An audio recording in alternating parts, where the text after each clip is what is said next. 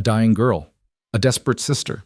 One last chance before the wilderness claims them both. Meilin Zhao didn't expect to find hope on this god-forsaken trail. She expected to dig her sister's grave beside it. 3 days under the Colorado sun had stripped away everything except one truth. Anya was dying, and no one was coming to help. When a stranger appeared on the horizon, Meilin's first instinct was to shoot. Her second was to beg. But Wyatt Boone wasn't what she expected, and what happened next would test every ounce of strength she had left. Stay with me until the end, hit that like button, and drop a comment with your city so I can see how far this story travels.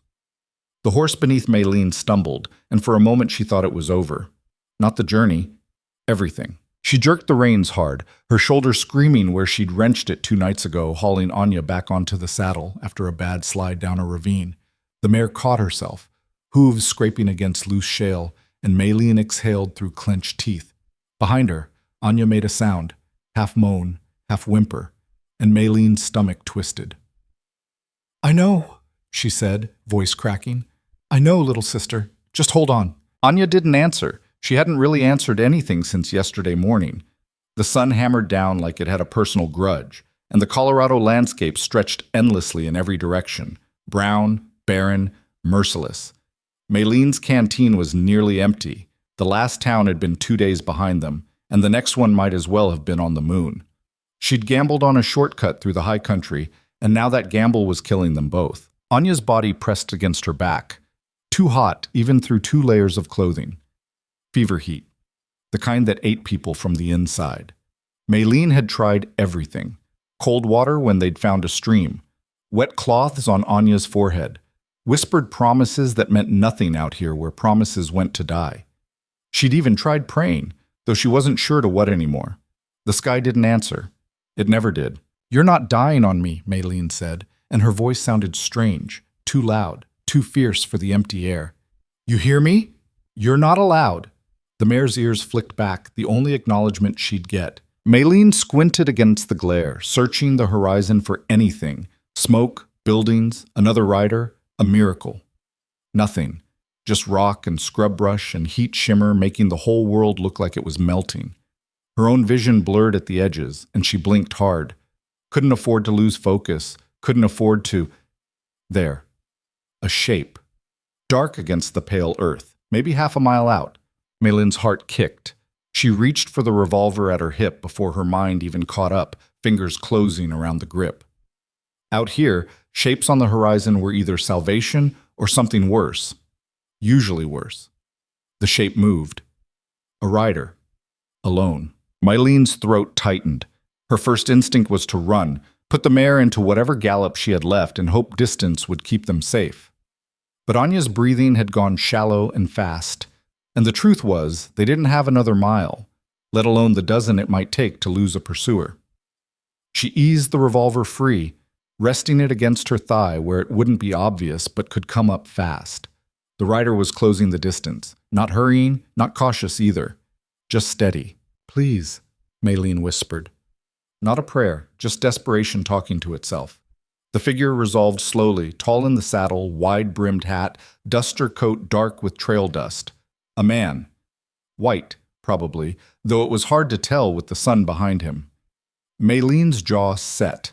She'd dealt with plenty of white men on the frontier, and most of them looked at a Chinese woman the same way they looked at a broken wagon wheel. Something in the way. Something to step over or kick aside. He was close enough now that she could see his face, weathered and shadowed under the hat brim. He raised one hand, slowly, palm out. Not a threat. Not yet. Meilin didn't lower the gun. "Easy," the man called. His voice carried across the distance, rough but not aggressive. "You look like you could use some help." "We're fine," Meilin said. The lie tasted like ash. The man reined in about 20 feet away. His horse, a big roan gelding, snorting and tossing its head. He didn't dismount. Smart. Kept his hands visible, one on the reins, one resting on his saddle horn. His eyes, pale, blue maybe, took in the scene fast. Meilin's white-knuckled grip on the reins. The gun. Anya slumped behind her. "You don't look fine," he said. "Wasn't asking your opinion. Fair enough?" He shifted slightly, and Meilin's finger tightened on the trigger. He noticed. went still again. Name's Wyatt Boone. I've got a camp about 3 miles north near a creek. Got clean water, shade, medical supplies if you need them. We don't. Your sister does. Malin's breath caught. She hadn't said anything about a sister. He'd just looked and known. The way Anya's arms hung limp around Maylene's waist, the size difference, the desperation bleeding through every line of Maylene's posture. She's sick, Wyatt said, and it wasn't a question. Maylene's vision swam. The gun felt too heavy. Everything felt too heavy. We're going to Silver Creek. There's a doctor there. Silver Creek's another 2 days east, maybe 3 the way you're moving. Wyatt's voice stayed level, but something in it shifted. Gentler, maybe. Or just honest. She won't make it. The words hit like a fist. Maylene wanted to spit back that he didn't know anything, that Anya was strong, that they'd survived worse. But her sister's breathing rattled in her ears, and the lie wouldn't come. Why would you help us?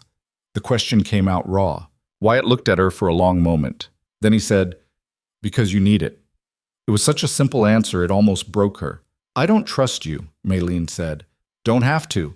Just have to decide if your sister's got better odds with me than without me. He glanced past her, toward the empty horizon. Clocks ticking either way. Maylene's hand shook. The gun wavered. Behind her, Anya made that sound again. Small, hurt, fading. The sound of someone losing a fight they didn't even know they were in. She lowered the revolver, didn't holster it, just lowered it. 3 miles? She asked. 3 miles. And then what? And then we try to keep her alive. Wyatt turned his horse, angling north. Stay close, trail gets rough in spots. He didn't wait for her to agree. Just started riding, slow enough that she could follow, fast enough that they weren't wasting time. Maylene stared at his back, every instinct screaming that this was a mistake, that trusting a stranger was how people ended up dead in ditches. But Anya's fever was burning through her shirt, and the horizon offered nothing but more emptiness. Maylene nudged the mare forward. The 3 miles felt like 30. Wyatt led them through a landscape that got progressively more broken, rock outcrops that looked like they'd been shattered by something angry, dry creek beds that probably ran wild in spring and now just served as traps for the unwary. Maylene kept the revolver in her hand, kept her eyes on Wyatt's shoulders, kept trying not to think about all the ways this could go wrong. He didn't talk, didn't look back except once when Anya started coughing, wet, choking sounds that made Maylene's heart clench. Wyatt's eyes met hers across the distance, and she saw something there that might have been concern, might have been pity. She couldn't tell, and she hated both options. The sun crawled across the sky. Maylene's back ached from holding Anya upright. Her throat felt like sandpaper. The mare was flagging, head down, hooves dragging. They were all running on fumes and stubborn will. Then Wyatt raised a hand and pointed. There! Maylene looked. At first she didn't see it. The cabin blended into the rock face behind it, weathered wood the same gray-brown as the stone. But there it was, small and solid, with a lean-to stable beside it and the glint of water beyond. A creek, narrow but running clear, cutting through the scrub. Relief hit so hard Maylene's eyes stung. Wyatt dismounted near the creek, ground-tying his horse before turning back. Let me help you with her. I know you can. Let me anyway. Maylene's pride wanted to argue, but Anya chose that moment to slide sideways, and Maylene barely caught her. Wyatt was there in 2 strides, reaching up carefully, telegraphing every movement. He took Anya's weight like she was made of glass, lowering her with a gentleness that surprised Maylene more than it should have. She's burning up, he said quietly. I know. How long? 3 days? Maybe 4. Started as a cough. Maylene dismounted, her legs nearly buckling when she hit the ground. She grabbed the saddle to steady herself. Got worse fast. Wyatt was already carrying Anya toward the cabin, moving with the kind of efficiency that came from practice. Maylene followed, legs protesting every step, and pushed through the door he'd left open. Inside was dim and cool, a relief after the sun. One room, sparsely furnished, a rough table, 2 chairs, a bed against the far wall, a fireplace that looked like it actually worked. Shelves held supplies in neat rows. It was a working camp, not a home, but it was clean and organized in a way that spoke of someone who knew how to live out here. Wyatt laid Anya on the bed, stepping back immediately to give Maylene space. She was beside her sister in a heartbeat, hand on Anya's forehead, feeling the heat that shouldn't be there. "Anya," she said, "can you hear me?" Anya's eyelids fluttered. Her lips moved, but no sound came out. "I need clean water," Maylene said, not looking at Wyatt. "And cloth, something I can use to cool her down." "On it." His boots crossed the floor, quick and purposeful. Maylene heard the door open and close, heard him moving outside. She turned back to Anya, smoothing sweat-damp hair from her sister's face. 15 years old. Just a kid. Anya had laughed 3 weeks ago when Maylene had brought home a chicken that turned out to be a rooster and chased them both around the yard. That laugh felt like a lifetime ago. "You're going to be okay," Maylene whispered. "I promise." Empty promises. The frontier specialty. Wyatt came back with a bucket of water and an armload of clean cloth. He set them on the table, then moved to the fireplace. "I'll get a fire going. We're going to need hot water for tea. There's herbs that'll help with the fever." "You know medicine?" "Enough to get by. Learned from a Ute woman years back. Saved my life once when I got pneumonia up in the high country." He glanced at her. "Can't promise miracles, but I can promise I'll try." Maylene nodded. She didn't have the energy for anything else. The next hours blurred together in a haze of water and cloth and Anya's labored breathing. Maylene sponged her sister's face, her neck, her arms, trying to pull the heat out of her. Wyatt brewed something that smelled bitter and helped Maylene get small sips past Anya's lips. He didn't hover, didn't intrude. Just did what needed doing and stayed out of the way when it didn't. Night fell fast the way it did in the high country, the temperature dropping like a stone. Wyatt built up the fire, the light dancing across the rough timber walls and turning everything amber and shadow. Maylene barely noticed. Her world had narrowed to Anya's face, Anya's breathing, the rise and fall of her chest that sometimes stuttered and made Maylene's own breath stop. "She's young," Wyatt said at one point. He was sitting at the table giving Maylene space but staying close enough to be useful. "Strong. That counts for something." "She's dying." The words came out flat. "Maybe. Maybe not. Body's fighting. That's what the fever is. The fever's killing her. The sickness is killing her. Fever's just doing its job." Wyatt leaned forward, elbows on his knees. "I've seen people come back from worse. Not many, but some." Maylene looked at him, really looked for the first time since they'd arrived. He was older than she'd first thought, 40s maybe, with lines around his eyes and mouth that came from squinting into too many suns and smiling too little. His hands were scarred, knuckles thickened from old breaks. Working hands. Honest hands, if that was even a thing. "Why are you doing this?" she asked. "Doing what?" "Helping. You don't know us. We're nothing to you." Wyatt was quiet for a moment, staring into the fire.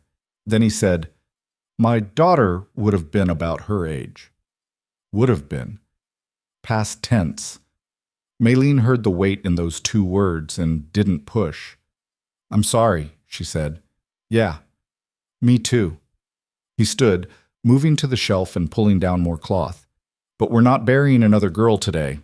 Not if I can help it." Something in Maylene's chest cracked a little. She turned back to Anya, blinking hard, and kept working. Midnight came and went. The fire burned low and Wyatt built it back up. Anya's fever spiked higher, and Maylene felt panic rise like floodwater. She worked faster, cloth and water, water and cloth, whispering things she didn't remember later, promises, prayers, threats to a universe that didn't care. "Maylene," Wyatt's voice cut through the haze. "You need to rest." "No. You're no good to her if you collapse." "I'm not leaving her." "I'm not asking you to leave. I'm asking you to sit down for 5 minutes and drink some water." He held out a cup, steam rising from it. "Tea. Nothing fancy, but you need it." Maylene's hands were shaking. She hadn't noticed until now. She took the cup because her body was making decisions her mind couldn't anymore, and the first sip burned all the way down, hot, slightly bitter, grounding. "Thank you," she said. Wyatt nodded. He took her place by the bed, checking Anya with the same careful competence he'd shown all night. Maylene watched him press 2 fingers to Anya's wrist, counting pulse, his face unreadable. Is she still fighting? He glanced up. Pulse is fast but steady. That's good. Breathing's rough but not stopping. Also good. She looks worse. Fever does that. Makes everything look like the end right before it breaks. He adjusted the cloth on Anya's forehead. If we can get her through tonight, odds get better. If. Such a small word to carry so much weight. Maylene sank into the chair he'd vacated, every muscle screaming. She hadn't sat down in hours, days maybe. Time had stopped meaning much beyond the next breath, the next moment, the next small battle to keep Anya alive. Where were you headed? Wyatt asked. Before this, home. We have a homestead about 40 miles east of Silver Creek. Small place, just us and some chickens and a vegetable patch that fights us every season. Maylene stared into her cup. We'd gone to Denver to sell vegetables and buy supplies, got caught in a storm on the way back. Anya got soaked, and then this. Yeah. You run the homestead alone? Not alone. With Anya. Our parents died 2 years ago. Cholera. The old pain was still there, duller now, but never really gone. It's just been us since. Wyatt didn't say he was sorry again, didn't offer platitudes, just nodded like he understood, and maybe he did. The frontier was full of people carrying losses they couldn't set down. What about you? Maylene asked, because it seemed fair. You live out here by yourself? Mostly. I trap in winter, scout for wagon trains in summer. Do some work for the territorial government when they need someone to go places most people won't. He shrugged. Suits me. Don't need much. You said you had a daughter. His face closed off a little, not hostile, just distant. Yeah. Long time ago. Different life. Maylene didn't push. Everyone out here had a different life they'd left behind. That was the whole point of coming west, leaving things behind. Anya coughed, and they both moved at the same time. Wyatt got there first, turning her on her side so she wouldn't choke. Maylene hovered, useless, hating the helplessness that had become her constant companion. The coughing fit passed. Anya's breathing settled back into that rough, labored rhythm. Wyatt eased her onto her back again, checking her pulse once more. Still steady, he said. Maylene exhaled. How do you do this? Do what? Stay calm. Act like this is, she gestured vaguely, manageable. It's not calm, it's just practice. Wyatt looked at her, and his eyes were tired in a way that had nothing to do with the hour. Falling apart doesn't help anybody. So you don't. You do the next thing, and then the thing after that, and you don't think about all the ways it could go wrong. You just keep moving. That's bleak. That's survival. He wasn't wrong. Maylene had been doing exactly that for 2 years, just keeping moving, doing the next thing, not letting herself think too hard about the weight of it all. It was the only way to get through. You should sleep, Wyatt said. I'll watch her. I can't. You can. I'll wake you if anything changes. Promise. Maylene wanted to argue, but exhaustion was winning. She could feel it pulling at her, turning her thoughts fuzzy and her reactions slow. Anya needed her sharp, not running on empty. 2 hours, she said. Then you wake me. Deal. Maylene stretched out on the floor near the fire, using her saddlebag as a pillow. It wasn't comfortable, but comfort was a luxury from another life. She closed her eyes, listening to the crackle of the fire and Anya's breathing and the quiet sounds of Wyatt moving around the cabin. She didn't think she'd sleep, but darkness took her anyway. Maylene woke to voices. Not loud, not urgent, but voices plural, and that was wrong. She was on her feet before her eyes fully focused, hand going for the revolver that was, where had she put it? Easy. Wyatt's voice calm and low. You're okay. We're okay. Maylene's vision cleared. Wyatt was at the table. Anya was still in the bed, still breathing, and there was a man sitting across from Wyatt, older, weathered, with a long gray beard and eyes that looked like they'd seen too much. Who? This is Jacob, Wyatt said. Trapper, works the high country. I sent him to Silver Creek last night while you were sleeping. Maylene stared. You did what? Your sister needs a doctor. Silver Creek's got one. Jacob rides faster than either of us, so I asked him to fetch the doc if he could. Wyatt's tone was matter of fact, like this was obvious. Doc says he'll come, but it'll take him most of the day to get here. Trail's rough. You had no right. I had every right. Wyatt stood, and there was steel in his voice now. Your sister's dying. I'm trying to stop that. You can be mad about it later. Maylene's jaw clenched. He was right, and she hated that he was right. She hated needing help. Hated being in a position where some stranger got to make decisions that should have been hers. But Anya was still breathing, and that mattered more than pride. Thank you, she forced out. Jacob nodded at her, rising to his feet. Doc will be here by nightfall, God willing. You take care, miss. He looked at Wyatt. I'll be heading back. Got traps to check. Appreciate it, Jacob. The old man left, and the cabin felt smaller without him. Maylene moved to Anya's side, checking her sister with practiced hands. Still hot, still sick, but still alive. Her fever broke about an hour ago, Wyatt said. Just for a few minutes, but it broke. That's a good sign. Maylene's hand trembled as she touched Anya's face. The skin was still too warm, but maybe, not quite as volcanic as before. Don't get your hopes up too high, Wyatt added. Fevers spike and fall. Could go either way. I know. Maylene's voice was barely a whisper. But I'll take what I can get. The day crawled past. Morning light filtered through the cabin's single window, turning the interior soft and golden. Wyatt made food. Simple stuff, beans and hardtack, and Maylene forced herself to eat because she needed the strength. Anya drifted in and out of consciousness, sometimes murmuring words that didn't make sense, sometimes going so still that Maylene's heart stopped until she saw the rise and fall of breathing. Around midday, Anya opened her eyes. Really opened them, focused and aware. May? Her voice was a rasp, barely there. I'm here. Maylene was beside her instantly, gripping her hand. I'm right here, little sister. We're safe. We're safe. There's a doctor coming. You're going to be okay. Anya's eyes drifted to Wyatt, standing back near the fireplace. Who? A friend. He helped us.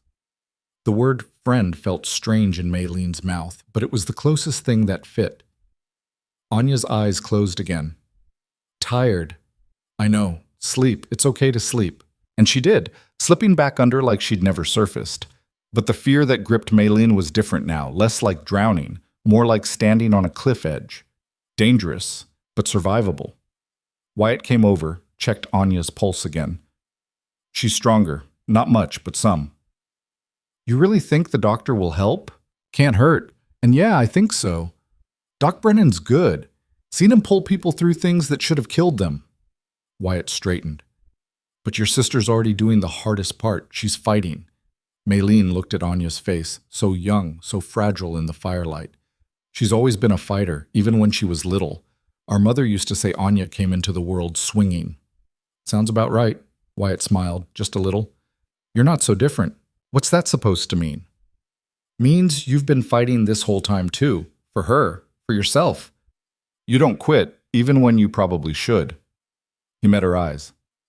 That's worth something. Maylene didn't know what to say to that. Compliments felt foreign, especially from someone who had no reason to give them. She turned back to Anya, using work to avoid whatever was happening in her chest. The afternoon stretched. Wyatt went outside to tend the horses and check his traps. Maylene stayed with Anya, talking to her even though she wasn't sure if her sister could hear. She talked about the homestead, about the rooster that wasn't a chicken, about the time they'd seen a bear near the creek, and Anya had thrown a rock at it like that would help. Stupid, brave kid. When Wyatt came back, he was carrying a rabbit. Dinner, he said. Fresh meat will do you both good. He skinned and cooked it while Maylene watched, the domestic normalcy of it bizarre against everything else. But the smell of roasting meat made her stomach growl, and when he handed her a plate, she ate like she hadn't seen food in a week. Thank you, she said when she could talk again. For everything. I don't know how to repay this. Don't need repayment. Everyone needs something. Wyatt looked at her for a long moment, something unreadable in his expression. Then he said, maybe I just needed to help somebody. Maybe that's enough. Before Maylene could respond, hoofbeats sounded outside. Both of them moved to the door, Wyatt's hand dropping to the gun at his hip. But it was Jacob again, this time with another rider, a man in his 50s carrying a black medical bag. Doc Brennan, Wyatt said, relief clear in his voice. You made good time. Jacob said it was urgent. The doctor dismounted, his eyes already scanning for the patient. Where is she? Maylene stepped aside, and the doctor moved past her with the confidence of someone who'd walked into worse. He went straight to Anya, hands already checking pulse, breathing, temperature. How long has she been like this? He asked. 4 days. Started with a cough, turned into this. Any blood? No. Vomiting? Some. Yesterday. The doctor worked in silence, his examination thorough and quick. Maylene stood frozen, afraid to hope, afraid to breathe. Beside her, Wyatt's presence was solid. Not touching, just there. Finally, Doc Brennan straightened. It's pneumonia.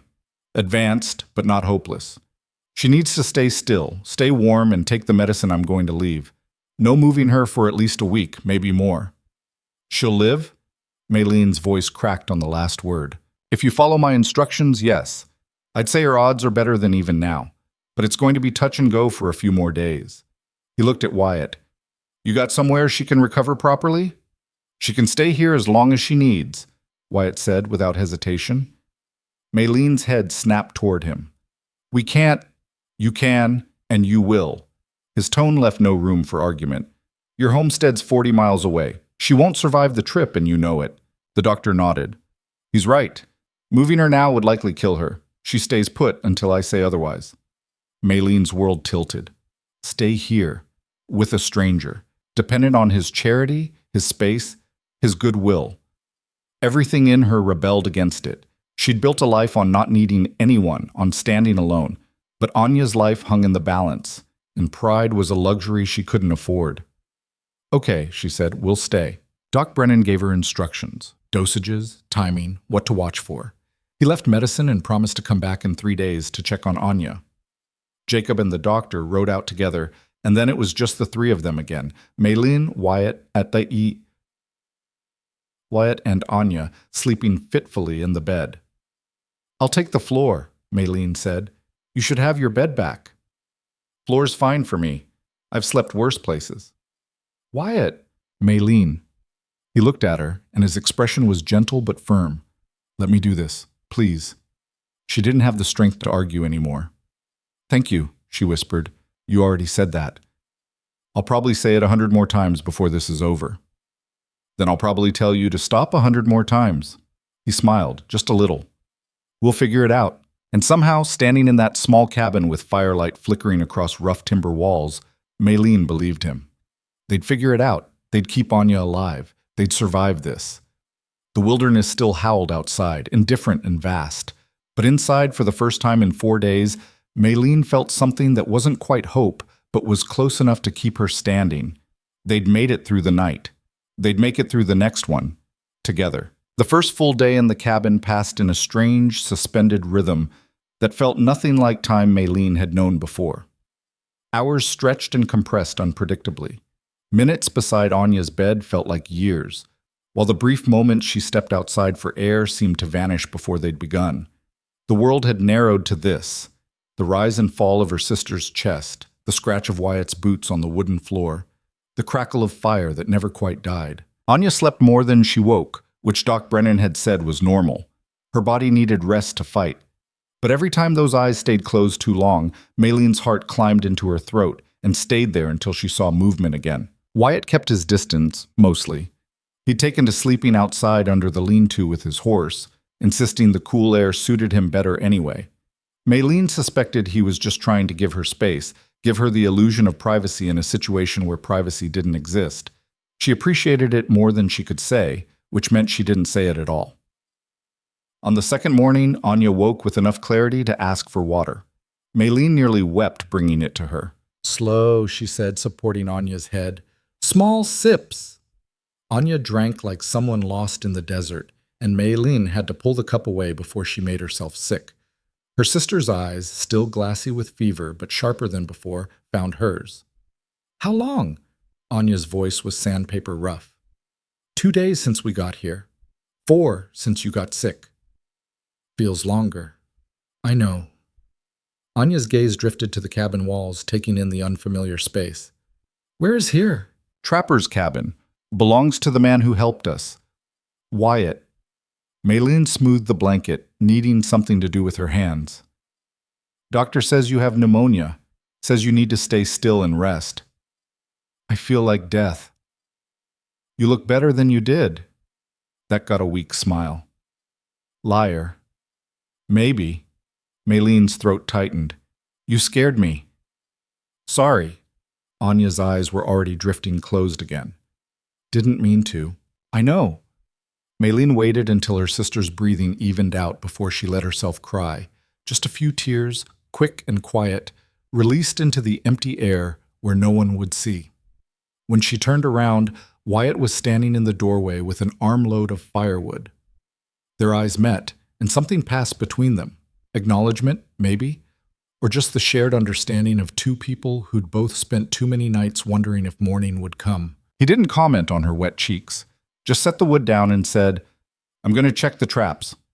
Be back before dark. Okay? He paused at the door. She's tougher than she looks. She'd have to be. Maylene wiped her face with the back of her hand. We both would.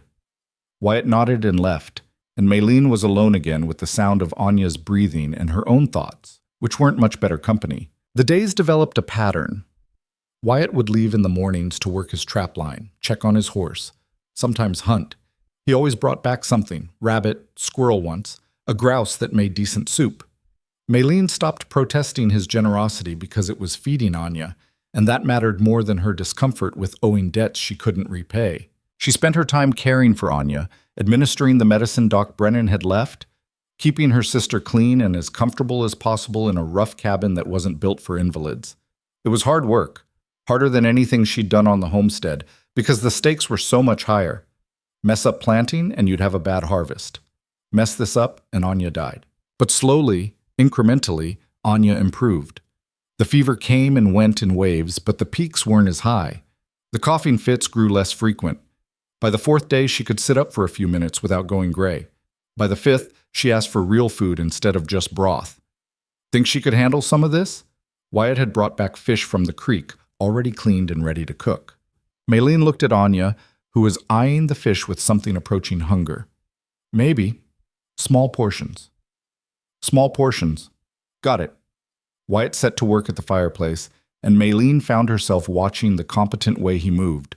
No wasted motion, everything deliberate. He'd clearly been taking care of himself for a long time. You're staring, Anya said quietly. Maylene's head snapped toward her sister. I'm not. You were. Despite the weakness, Anya's eyes held that familiar spark of mischief. He's not bad looking, for an old guy. He's not old, and I wasn't... Maylene lowered her voice. Don't start. I'm just saying, well, don't just say.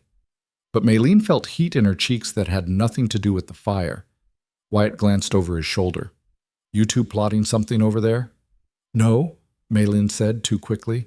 Yes, Anya said at the same time, then started coughing. Maylene was on her feet immediately, helping her sister sit forward until the fit passed.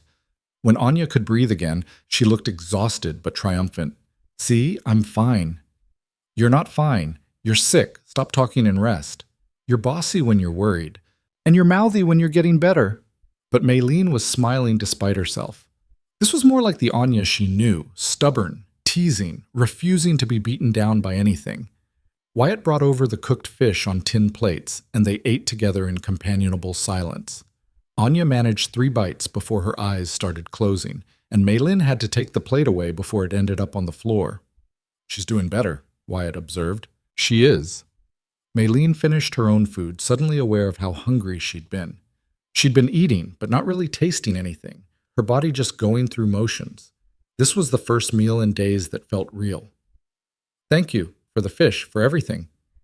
You're going to wear that phrase out. Probably. She set the plate aside. I keep trying to figure out why you're doing this, helping us.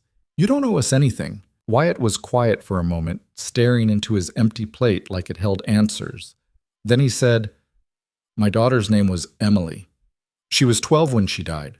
Fever, like your sister. But we were in the middle of nowhere, and I couldn't get her to a doctor in time. He looked up, and his eyes were distant. I've spent a lot of years wishing I'd done things different. wishing I'd been faster or smarter or just more. So when I saw you two out there, I guess I saw a chance to do it right this time. Malin's chest ached. I'm sorry about your daughter. Me too. He stood, collecting the plates. But maybe this helps. A little. Does it? Ask me when your sister's better. It was the most personal thing he'd shared since they'd arrived, and Maylene didn't know what to do with it. So she did what she always did when emotions got complicated. She focused on work. She cleaned up, checked on Anya, organized the medicine bottles that were already organized. That night, after Wyatt had gone outside to his bedroll, Maylene lay awake staring at the ceiling beams. Emily, 12 years old, gone because a father couldn't outrun distance and time. She thought about her own parents, lost to cholera, while she and Anya hid in the barn because there wasn't enough room in the sick house and someone had to stay healthy to bury the dead. The frontier took and took and took, and you either learned to live with the losing or you didn't survive. But sometimes, maybe, you got a second chance. A moment where the taking stopped and the keeping began. She fell asleep thinking about that and dreamed of nothing. By the 6th day, Anya could stand for a few minutes at a time, though it left her shaking and pale. Maylene stayed close, ready to catch her if her legs gave out, but Anya was determined to prove she wasn't helpless. I need to move, she insisted. I'm going crazy just lying there. You're recovering. That's what you're supposed to do. Well, I'm recovering while standing up. Anya took 2 steps, wobbled, and Maylene's hand shot out to steady her. See? I'm fine. You're about to fall over. But I haven't yet. Anya's grin was weak but genuine. Progress. Wyatt, who was repairing a tear in one of his shirts at the table, looked up. Doc said a week before moving. We're at 6 days. See? Maylene guided Anya back to the bed. Even Wyatt agrees. Wyatt's not the one stuck in bed all day. No, I'm just the one who has to sleep outside with the horses. But Wyatt's tone was teasing. He'd gotten more comfortable around them, the initial wariness fading into something easier. Anya settled back against the pillow, frustrated but too tired to keep arguing. When's the doctor coming back? Tomorrow, Maylene said. He'll tell us if you can travel. And if he says no? Then we stay longer. Anya's face fell. The homestead will still be there. The chickens are probably fine. Everything else can wait. Maylene kept her voice firm, even though she'd been worrying about the same thing. They'd left in a hurry, and while she'd secured what she could, an empty homestead was an invitation for trouble. Drifters, thieves, animals, any number of things could go wrong. But Anya came first, always. I'm sorry, Anya said quietly. For getting sick, for messing everything up. You didn't mess anything up. You got sick. That happens. Maylene squeezed her hand. We'll figure it out. Wyatt cleared his throat. I could ride out there, check on things. Both sisters looked at him. What? Maylene said. Your homestead. I could go take a look, make sure everything's secure. Feed the chickens if they're still around. Fix anything that needs fixing. He shrugged like it was obvious. It's only 40 miles. I could be there and back in 2 days. Maylene stared at him. You'd do that? Unless you've got a better plan. She didn't. But the idea of Wyatt riding to her home, seeing the rough cabin she and Anya had built with their own hands, the scraggly garden, the whole humble truth of their lives, it made her feel exposed in a way she didn't like. You don't even know where it is, she said weakly, so draw me a map. Wyatt set his mending aside.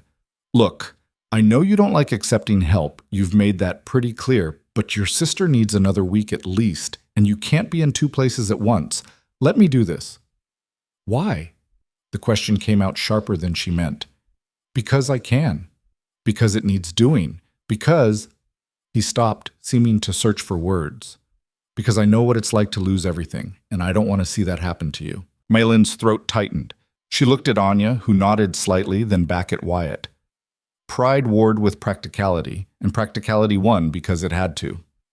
Okay, she said, but I'm drawing you a very detailed map. Wouldn't expect anything less. She spent the next hour sketching out landmarks, trails, distances. Her handwriting was rough. She'd learned to read and write from her mother, who'd learned from missionaries, and the lessons had been practical rather than elegant. But Wyatt studied the map like it was treasure directions, asking questions, making notes in the margins. "The well is on the east side," Maylene said, pointing. "Rope's probably tangled by now, and the chicken coop door sticks you have to lift and push at the same time.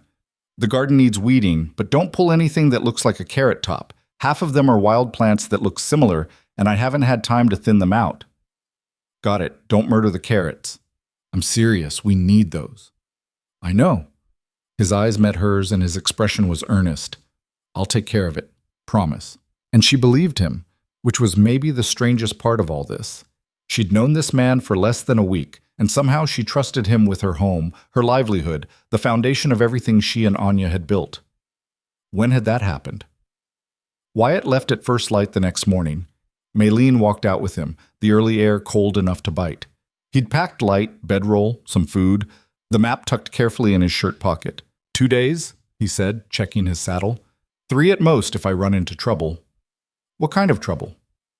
The usual kind. Weather, loose shoe, unfriendly strangers. He swung up onto his horse with easy grace. I'll be fine. Wyatt. Maylene stepped closer, one hand on his stirrup. Be careful. Something shifted in his face, surprise maybe, or something warmer. Will do. She watched him ride out, his silhouette getting smaller against the enormous sky until he disappeared around a bend in the trail. Then she went back inside to where Anya was already awake and trying to sit up on her own. Stay put, Maylene said automatically. I'm just sitting. You're supposed to be resting. I've been resting for a week. I'm going to forget how to move. But Anya settled back. You like him. What? Wyatt, you like him. Maylene busied herself with stoking the fire.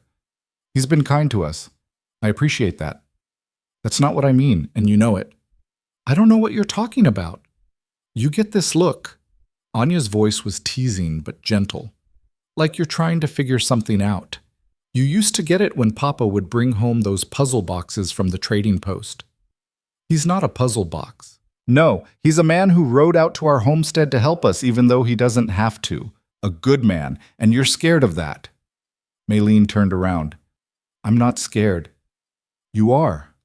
Anya's eyes, still shadowed with illness but clear, held steady. You've been scared since Mama and Papa died. Scared to trust anyone, scared to need anyone. But May, we can't do everything alone. We weren't built for that. We've managed fine, have we? Or have we just been surviving? Anya's expression softened. There's a difference. Maylene wanted to argue, to push back against the uncomfortable truth of it.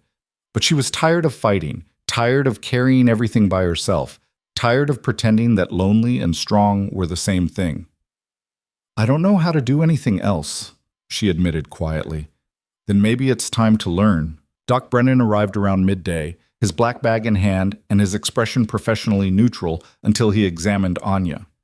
Then he smiled, which transformed his weathered face into something almost grandfatherly. Well now, he said, straightening up, you're a fighter, aren't you? So I've been told, Anya said. Fever's down significantly. Lungs sound better, though still congested. You're not out of the woods yet, young lady, but you're heading in the right direction. He looked at Maylene. Keep doing what you're doing. Medicine twice a day, plenty of rest, good food when she can keep it down. When can she travel? Maylene asked. Another week, maybe 5 days if she keeps improving at this rate, but no riding hard, no rough trails, gentle transport only. A week. 5 days minimum. Maylene's mind immediately started calculating supplies, costs, the burden on Wyatt's hospitality. They'd already imposed for too long. I can see you worrying, Doc Brennan said. Don't.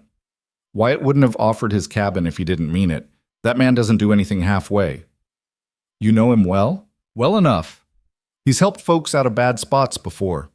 Doesn't talk about it much, but word gets around in small communities. The doctor packed up his instruments. His daughter's death hit him hard. Lost his wife a year later. She couldn't handle the grief, left him, and never came back.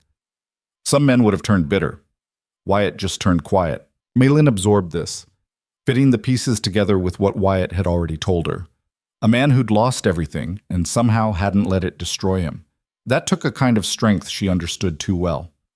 After the doctor left, Maylene found herself restless. Anya was sleeping again. The cabin was clean. There was nothing that needed immediate attention. She stepped outside, intending to walk down to the creek, maybe wash some clothes in the cold water. The landscape stretched out in all directions, beautiful in its harshness. She'd grown up in California, where her parents had tried farming before the drought drove them east. Colorado was different, tougher, less forgiving, but honest about what it was. You knew where you stood with this land. It would kill you if you weren't careful, but it wouldn't lie to you first. She thought about Wyatt riding toward her homestead, about him seeing the life she'd carved out of nothing. Part of her wished she'd never drawn that map, never let him pass the careful walls she'd built. But another part, the part that was tired of being scared, thought maybe Anya was right. Maybe it was time to learn something new. 2 days passed with agonizing slowness. Anya continued to improve, managing short walks around the cabin that left her winded but triumphant. Maylene kept busy with chores, cooking, cleaning, anything to stop herself from staring at the horizon and wondering if Wyatt was okay. On the third morning, she heard hoofbeats. Maylene was outside drawing water from the creek when the sound reached her. She straightened, shading her eyes against the sun, and saw a familiar silhouette approaching.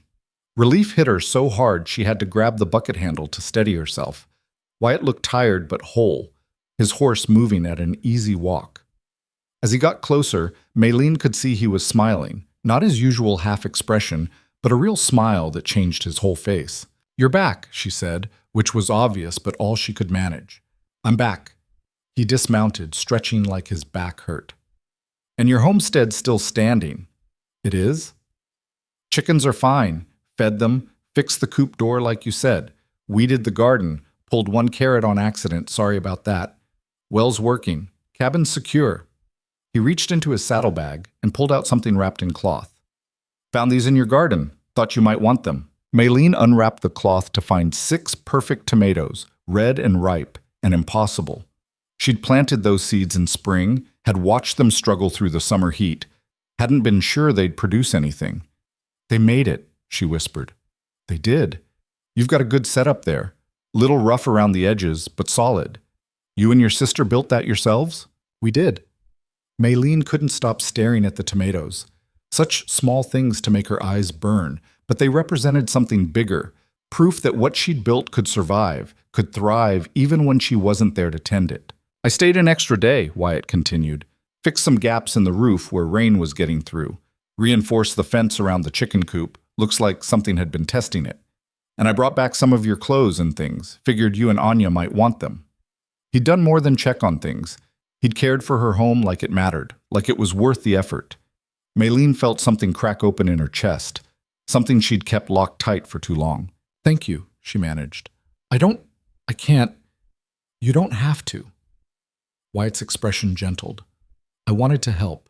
That's enough." Maylene looked at him, really looked, at the lines around his eyes that came from squinting into harsh sunlight and maybe from smiling more than he did now, at the calluses on his hands that matched her own, at the quiet strength that didn't need to announce itself. "Why?" she asked, and it encompassed everything. Why help? Why care? Why risk getting close to people who'd just leave eventually like everyone did? Wyatt seemed to understand the real question beneath the word.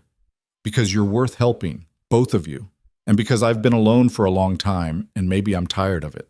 The honesty in his voice did what nothing else could. It broke through the last of her defenses. Maylene stepped forward and, before she could second-guess it, hugged him. Just a quick embrace, awkward and brief, but real. Wyatt went still for half a heartbeat. Then his arms came around her, steady and warm. They stood like that for a moment, while the creek bubbled over rocks and the sun beat down and the whole wilderness held its breath. When they stepped apart, Maylene's face was hot, but she didn't regret it. "Come on," she said. "Anya will want to hear about the chickens." They walked back to the cabin together, and Maylene realized she wasn't walking alone anymore. Hadn't been for days now, really. It had just taken her this long to notice. Inside, Anya took one look at them and grinned. "The homestead's okay?" "Better than okay," Wyatt said. "Your sister's a hell of a farmer." "I know. She won't admit it, though." Anya's eyes moved between them, seeing something that made her smile widen. "What?" "Nothing," Maylene said quickly. "Doesn't look like nothing." Drop it. But Anya just laughed, and the sound, bright and alive and completely healthy, was the best thing Maylene had heard in weeks. That night, after Anya had fallen asleep, Maylene and Wyatt sat outside under stars so thick they looked like spilled salt. The fire burned low between them, and the night air carried the smell of sage and pine. 5 more days, Maylene said. Then we should be able to go home. You could stay longer if you wanted. We've imposed enough. It's not an imposition. Wyatt poked at the fire with a stick. I've liked having you here, both of you. Cabin feels less empty. Maylene drew her knees up, wrapping her arms around them. It's been strange. Good strange, but strange. I'm not used to relying on anyone. I noticed. Is it that obvious? Little bit. He glanced at her, firelight catching in his eyes. But I get it. Relying on people is risky. They leave, or they let you down, or they die. Easier to just handle everything yourself. Exactly. Except it's not easier, it's just lonelier. Maylene didn't have an answer for that, because he was right. She'd been lonely for 2 years, maybe longer. So lonely she'd stopped noticing it, had convinced herself that solitude and strength were the same thing. My parents used to say that people weren't meant to carry everything alone, she said quietly. That community, family, connection, those were what made us human. I forgot that for a while.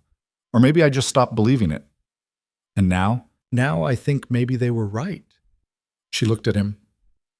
You changed something by helping us, by being decent when you didn't have to be. You reminded me that not everyone leaves. Wyatt was quiet for a long moment. Then he said, I don't want to leave. Just so you know. Maylene's heart did something complicated in her chest. What do you want? Honestly, I want to see where this goes, you and me, if you're interested. He met her eyes. No pressure, but I'm putting it out there. It was the most terrifying thing anyone had offered her in years, and also the most tempting. A chance to build something new, something not based on fear or survival, but on choice, on possibility. I'm interested, she said, and the words felt like jumping off a cliff. Scared, but interested. Scared I can work with. They sat in comfortable silence after that, watching the fire burn down to embers while the stars wheeled overhead.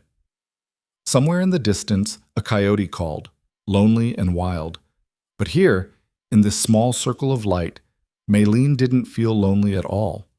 She felt like maybe, finally, she'd found a place to rest. The morning Anya took her first walk to the creek without needing to stop and rest halfway, Maylene knew they were running out of reasons to stay.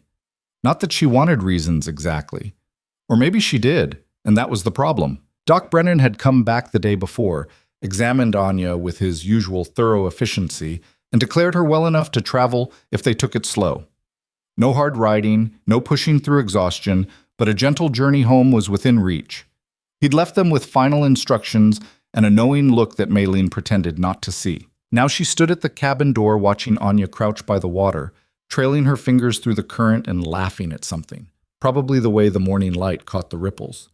Her sister's color had come back, that healthy flush replacing the gray pallor that had haunted Maylene's nightmares. The cough was gone, or mostly gone. Sometimes at night there'd be a small fit, but nothing like before. Nothing like dying. She looks good, Wyatt said from behind her. Maylene didn't turn around. She does. Strong enough for the ride home, you think? Probably, if we take our time. Maylene's hands twisted together. We should go soon. We've stayed too long already. You haven't stayed too long. We've imposed, Maylene. Wyatt's voice was patient but firm. Stop doing that. Doing what? Trying to convince yourself you're a burden. You're not. Neither of you are. She finally looked at him. He was leaning against the doorframe, coffee cup in hand, hair still mussed from sleep. Over the past week and a half, she'd gotten used to these small intimacies. Seeing him first thing in the morning, the way he took his coffee, black and strong, how he was quietest right after waking up like he needed time to remember how to talk to people. We can't stay forever, she said. I know, but you don't have to run away either. I'm not running. Aren't you? The question landed heavier than it should have. Maylene looked away, back to where Anya was now trying to skip stones across the creek's surface. The girl's form was terrible, all arm and no wrist. But she was laughing at her own failures, and that was what mattered. I don't know how to do this, Maylin admitted quietly. Do what? This. Whatever this is between us, I don't know the rules, don't know how it's supposed to work. She forced herself to meet his eyes. I've never been good at letting people in. I'm better at walls. Walls keep you safe, Wyatt said, but they also keep you alone. Maybe I'm okay with alone. Maybe, but I don't think you are anymore. He was right, which made it worse. She'd spent 2 years building a life that revolved around survival and self-sufficiency, telling herself it was enough. But these past days had shown her something different, what it felt like to share burdens instead of carrying them solo, to have someone show up without being asked, to trust that when she stumbled, someone would catch her. It was terrifying. It was also the best thing she'd felt in a long time. I need to think, she said. Take your time. Wyatt pushed off from the doorframe. I'm going to check the traps. Be back in a few hours. He left her alone with her thoughts, which was either kind or strategic. Probably both. Maylene walked down to the creek and sat beside Anya, who'd given up on skipping stones and was now just watching the water flow. Pretty here, Anya said. It is. I'm going to miss it. The creek, the cabin, the quiet. Anya glanced at her. Are you going to miss Wyatt? We're not talking about this. Why not? Because it's complicated.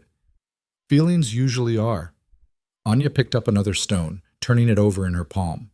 He's a good man, May, and he cares about you. That's not complicated. That's just rare. And what happens when it doesn't work out? When he realizes we're too much trouble or decides he'd rather be alone again? We lose the cabin, lose his help, lose... Maylene stopped, surprised by the tightness in her throat. Lose him, Anya finished gently. That's what you're scared of. I'm not scared. You're terrified, I get it. After Mama and Papa, after everything we've been through, trusting someone feels like handing them a loaded gun. Anya set the stone down carefully. But you can't live your whole life waiting for people to leave. Sometimes they stay, and sometimes they don't. Then at least you tried. At least you had something real for however long it lasted. Anya's eyes, so much older than 15, held steady. Isn't that better than nothing? Maylene wanted to argue, to list all the logical reasons why protecting herself made sense. But logic had never stopped loneliness from eating at her in the dark hours, had never made the homestead feel less empty when it was just the two of them against everything. I don't want to be stupid, she said. Loving someone isn't stupid. It's brave. When did you get so wise? Probably when I almost died and had time to think about what actually matters. Anya bumped her shoulder against Maylene's. Talk to him. Really talk. Tell him what you're scared of. If he's worth it, he'll understand. Maylene sat with that advice while Anya went back to the cabin to rest. The creek burbled on, indifferent to human drama, and somewhere in the distance a hawk screamed. The sound was sharp and wild and free, and Maylene envied it. When Wyatt came back midday with 2 rabbits and a grouse, she was ready, or as ready as she'd ever be. Can we talk? She asked. Course. He set down his catch and washed his hands in the creek. What's on your mind? Everything. Maylene laughed, but it came out shaky. I don't know how to say this without sounding like a coward. Try anyway. She took a breath. I like you. More than I should, probably. And that scares the hell out of me because everyone I've ever cared about has either died or left. And I don't know if I can handle that again. Wyatt listened without interrupting, his face unreadable. But Anya's right, Maylene continued. I can't keep living like I'm waiting for the next bad thing to happen. That's not living, it's just surviving, and I'm tired of it. I'm tired of being alone, I'm tired of pretending I don't need anyone. So what do you want? Wyatt asked quietly. I want to try. With you. But I need you to know that I'm going to be bad at it. I'm going to push you away sometimes because that's what I do when I'm scared. I'm going to second guess everything and probably make this harder than it needs to be. Okay. Maylene blinked. Okay? That's it? What do you want me to say? That I expect you to be perfect? I don't. I expect you to be human, which means messy and scared and sometimes difficult. Wyatt stepped closer. I've got my own damage, Maylene. Lost my daughter, lost my wife, spent years blaming myself for both. I'm not some fixed, healed person offering to save you. I'm just someone who's tired of being alone too. Something loosened in Maylene's chest. This wasn't a fairy tale rescue or a promise that everything would be easy. It was just two damaged people deciding to try anyway. "So we figure it out together?" she asked. "Yeah, together." Wyatt held out his hand, and after a moment, Maylene took it. His palm was rough and warm, and his grip was steady. They stood like that while the creek kept running and the world kept turning, and Maylene thought maybe this was what hope felt like when you'd forgotten the shape of it. The plan came together over the next 2 days. Anya was strong enough to travel, but they'd take it slow. Break the journey into manageable pieces. Camp overnight if needed. Not push past what Anya could handle. Wyatt would ride with them, help them get settled back at the homestead, make sure everything was secure. "And then?" Maylene asked on the last night before they left. "And then I come back here, pack up my gear, and move my operation closer to Silver Creek." Wyatt was checking his saddle, making sure everything was in good repair for the journey. "Been thinking about it anyway. Trapping's not what it used to be, and I could use a change." "Closer to Silver Creek," Maylene repeated. "That's also closer to our homestead." "That's the idea." He looked at her over his horse's back. "Unless you'd rather I didn't." "No, I'd like that, having you closer." She paused. "Anya would too." "Just Anya? Don't push your luck." But she was smiling, and so was he, and the tension that had been riding her shoulders for days eased a little more. They left at dawn, the three of them forming a small caravan across the landscape. Wyatt led, picking the easiest trails and setting a pace that wouldn't tax Anya. Maylene rode beside her sister, watching for signs of fatigue or distress, but Anya seemed fine. Better than fine. The girl sat straighter in her saddle, color high, eyes bright with the simple joy of being alive and moving and free. The journey took them through country Maylene had crossed in desperate panic just weeks ago. Now, with Anya healthy and Wyatt's solid presence ahead of them, it looked different. Still harsh, still unforgiving, but beautiful too in its stark honesty. The sun turned the rocks gold and red, and the wind carried the scent of sage and dry earth. They stopped frequently to rest and water the horses. During one break, while Anya napped in the shade of a boulder, Wyatt and Maylene sat watching the horizon. "You ever think about leaving?" he asked. "Going somewhere easier?" "Sometimes, when the crops fail or the winter gets too hard, or I'm just tired of fighting for every inch." Maylene plucked a piece of dry grass, twisting it between her fingers. "But then I remember why we came here. My parents wanted land, wanted to build something that was ours. They didn't get to see it happen, but Anya and I did. Leaving would feel like giving up on their dream. That's a lot of weight to carry." "Yeah, but it's mine to carry." "Doesn't have to be just yours anymore," Wyatt pointed out. Maylene looked at him. "Is that an offer?" "If you want it to be." She thought about what that would mean, sharing the homestead, the work, the endless battle against a land that didn't care if you succeeded or failed. Thought about having someone there in the morning, someone to split chores with, someone to talk to when the silence got too heavy. "I might want that," she said carefully. "Eventually, but let's take it slow. Slow works for me." They reached the homestead just before sunset on the second day. Maylene saw it from a distance. The small cabin, the patched roof, the chicken coop with its reinforced fence, the garden plot that was somehow still producing despite her absence. It looked humble and rough, and absolutely perfect. "We're home," Anya breathed, and there was such relief in her voice that Maylene's eyes stung. Wyatt had been true to his word. Everything was in order, chickens fed and safe, cabin secure, garden weeded. He'd even left firewood stacked by the door and fresh water in the barrel. Maylene walked through it all in a daze, touching familiar things that felt new after their absence. "He really took care of it," Anya said, exploring the cabin's interior. "Everything's cleaner than when we left." "I noticed." Maylene stood in the doorway, watching Wyatt tend to the horses.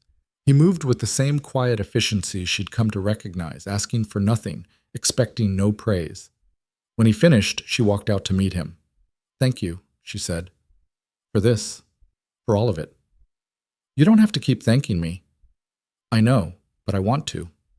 She hesitated, then added, "Will you stay for dinner? It's the least I can do." "I'd like that." So he stayed, and they cooked together in the small cabin kitchen, Maylene directing, Wyatt chopping vegetables with practiced ease, Anya setting the table and chattering about how good it felt to be home. The meal was simple but felt like celebration. The three of them crowded around the rough table eating beans and cornbread and the tomatoes Wyatt had brought back. "This is good," Anya said through a mouthful. "Really good." "Don't talk with your mouth full," Maylene said automatically. "You sound like Mama." The words hung in the air for a moment. Then Maylene smiled, soft and sad. "Maybe that's not such a bad thing." After dinner, Anya claimed exhaustion and retreated to the bedroom she shared with Maylin, leaving the two adults alone by the fire. It wasn't subtle, but Maylene appreciated it anyway. "She's not very good at being sneaky," Wyatt observed. "No, but her heart's in the right place." They sat in comfortable quiet for a while, the fire crackling and popping. Outside, night had fully fallen, and the sounds of the homestead settled into familiar patterns. Chickens rustling in their coop, wind moving through the garden, the distant call of an owl. "I should head out," Wyatt said eventually. "It's a few hours back to the cabin. You could stay." The words came out before Maylene could second-guess them. "Not in the cabin, I mean. But we have a shelter for the horse, and you could sleep there. Start fresh in the morning." Wyatt studied her face. "You sure?" "I'm sure." And she was. The thought of him riding off into the darkness, of waking up and finding him gone, sat wrong in her chest. "Besides, there's work to do tomorrow. Might as well get an early start." "What kind of work?" "The kind that goes faster with two people." She met his eyes. "If you're interested." "I'm interested." So he stayed, bedding down in the small shelter with his horse, while Maylene lay in the cabin listening to Anya's soft breathing and wondering what she'd just started. It felt big, this decision to let Wyatt into her life in a real way. Scary big, but also right in a way she couldn't quite explain. Morning came with Wyatt already up and working by the time Maylene stepped outside. He'd fed the chickens, drawn water from the well, and was now examining the garden with a critical eye. "You've got squash coming in," he called when he saw her. "And the beans look good. Might want to stake them higher, though." "I'll add it to the list." Maylene brought him coffee, hot and strong, and he took it with a grateful nod. "Sleep okay?" "Better than I have in a while." He sipped the coffee, looking out over the homestead. "You've built something good here. You and Anya both." "We've tried. Some days are better than others." "That's farming." They worked together through the morning, staking beans, harvesting what was ready, repairing a section of fence that had come loose. Wyatt was good with his hands, efficient and careful, and he didn't try to take over or tell Maylin how to do things differently.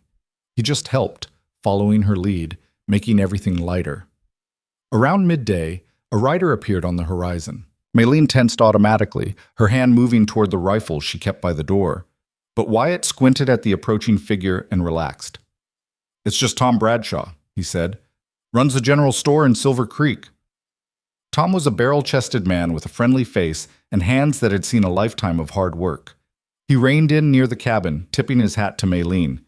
"Miss Zhao, heard you were back. Doc Brennan mentioned your sister was on the mend." "She is." "Thank you."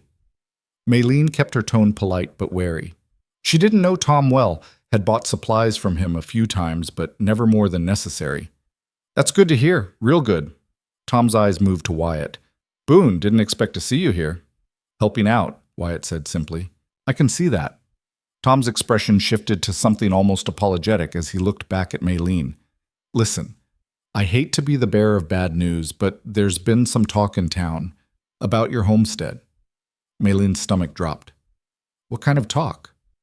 "The Jessup brothers. You know them?" "I know of them." Everyone knew the Jessups, a family of drifters and troublemakers who'd been causing problems throughout the territory for years. They'd been run out of 3 towns that Maylene knew of. Well, they've been nosing around abandoned properties lately, taking what they can, sometimes claiming squatters' rights if a place has been empty long enough. Tom shifted uncomfortably in his saddle. "Word is they had their eye on your place when you were gone. Only reason they didn't make a move was because Wyatt here rode out and made it clear the property was occupied and protected." Maylene looked at Wyatt, who was suddenly very interested in the fence post he'd been working on. "You didn't mention that," she said. "Didn't seem important." "The Jessup brothers are always important." Tom cleared his throat. "Anyway, they're in town right now, at the saloon, making noise about how a Chinese woman doesn't have any real claim to frontier land, how it's being wasted, All that ignorant nonsense. His face reddened. I don't hold with any of that, just so you know. But I thought you should be aware. They might come out here looking to cause trouble. Let them, Maylene said, and her voice was hard as stone. This is my land. They don't have a claim, legal or otherwise. I know that. But the Jessups don't always care about legal. Tom glanced between her and Wyatt. Just be careful, all right? And if they do show up, might be worth getting the marshal involved. Marshal's in Denver until next week, Wyatt said. Convention or something. Well, hell, Tom sighed. Look, I'll spread the word that you're back and the property's occupied. That might be enough to make them move on. Most bullies do when there's actual resistance. Appreciate it, Tom, Wyatt said. After Tom rode off, Maylene stood staring at the horizon like she could see the Jessup brothers approaching. Her hands were shaking, but not with fear, with fury. They don't get to do this, she said. They don't get to just take what's mine because they think I'm an easy target. They won't, Wyatt said quietly. I won't let them. This isn't your fight, isn't it? He turned to face her fully. You let me in, Maylene. That means your fights are my fights now, unless you changed your mind about that. She looked at him, this man who'd saved her sister and protected her home, and was now standing in her garden ready to face down trouble he didn't have to face. And she realized Anya had been right about something else. Wyatt wasn't going anywhere, not unless she pushed him away. I haven't changed my mind, she said. Good, then let's prepare for company. They spent the afternoon making the homestead as secure as possible. Wyatt checked the cabin shutters, made sure the door could be properly barred from inside, positioned the rifle where it could be grabbed quickly. Maylene inventoried their ammunition, not much, but enough if it came to shooting. She hoped it wouldn't. Anya watched all this with wide eyes from the cabin doorway. Are they really going to come here? She asked. Maybe. Maybe not. Maylene tried to keep her voice calm. But if they do, we'll handle it. What do they want? What people like that always want, something that doesn't belong to them. Maylene checked the rifle's action, making sure it was smooth. But they're not getting it. May, Anya's voice was small. I'm scared. Maylene set down the rifle and went to her sister, pulling her into a hug. I know, but we've survived worse. We'll survive this too. Promise? I promise. It was a promise she meant to keep, even if she had to fight for it. The Jessup brothers showed up 2 days later, right when Maylene had started hoping they wouldn't come at all. There were 3 of them, Carter, Wade, and Jeb, riding up to the homestead like they owned it. Maylene saw them from the garden where she was working, and her blood went cold. Wyatt, she called, keeping her voice level. We've got company. He was there in seconds, wiping his hands on his pants. He'd been fixing the chicken coop's roof, but now his full attention was on the approaching riders. His hand didn't go to his gun, but Maylene could see him calculating distance, angles, escape routes. Stay behind me, he said quietly. This is my property. I'm not hiding. Maylene, no. She stepped forward, shoulder to shoulder with him. We face this together or not at all? The Jessup brothers reined in about 20 feet away. Carter, the oldest, had a face like spoiled meat and eyes that looked for weakness. Wade was thin and mean, all sharp angles and sharper temper. Jeb was the youngest, barely 20, but he had the same cruel set to his mouth that ran in the family. Well now, Carter said, his voice thick with false friendliness. Look at this. The little Chinese lady is back, and she's brought a friend. This is private property, Maylene said. You're not welcome here. Now that's not very neighborly. Carter spat tobacco juice into the dirt. We heard this place was abandoned, figured it was up for grabs. You figured wrong. I own this land, legally, and you're trespassing. Legally, Wade laughed, but there was no humor in it. That's cute. You really think a piece of paper means anything out here? It means more than your say-so, Wyatt said, his voice flat and dangerous. And I think you boys should ride on before this gets ugly. Boone. Carter's eyes narrowed. Heard you'd been sniffing around. Didn't take you for the type to defend a Chinese whore and her property. Maylin's hand twitched toward the revolver at her hip, but Wyatt moved first. Not drawing, just shifting his weight in a way that made it clear he was ready to. You want to try that again? Wyatt's voice could have cut glass. Use better words this time. The air went taut as a wire. Carter's hand hovered near his gun. Wade shifted in his saddle and Jeb looked uncertain for the first time. "Easy now," Carter said, though his smile didn't reach his eyes. "No need for violence. We're just having a conversation." "Conversation's over," Maylene said. "Get off my land." "Or what? You'll shoot us?" Wade's laugh was ugly. 3 against 2, and one of the 2 is a woman. I like those odds. "You're forgetting someone," a voice called from the cabin. Everyone turned. Anya stood in the doorway, their father's old shotgun in her hands. It was almost too big for her, but she held it steady enough. 3 against 3, Anya said, and I'm a really good shot when I'm motivated. Maylene's heart lurched between pride and terror. She wanted to tell Anya to get back inside, to stay safe, but she also knew her sister well enough to know that wouldn't happen. Carter's expression darkened. "This is getting tiresome. We came here to make a reasonable offer." "There's no offer," Maylene interrupted. "There's nothing to discuss. This is my land, and you need to leave, now. You think you can make it out here alone? 2 women and a drifter against the whole territory?" Carter leaned forward in his saddle. "You're going to fail. The land's going to break you, or something worse will. And when it does, we'll be here to pick up the pieces. Get off my land." Each word came out harder than the last.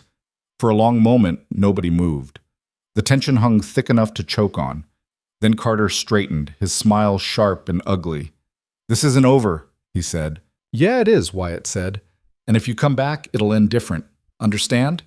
The brothers turned their horses and rode off, but their threats hung in the air like smoke. Maylene watched them until they disappeared over the horizon, her whole body vibrating with unspent adrenaline. "Are they gone?" Anya's voice shook slightly. "For now." Wyatt turned to look at her. "You did good, kid. But next time maybe don't point a gun unless you're ready to use it."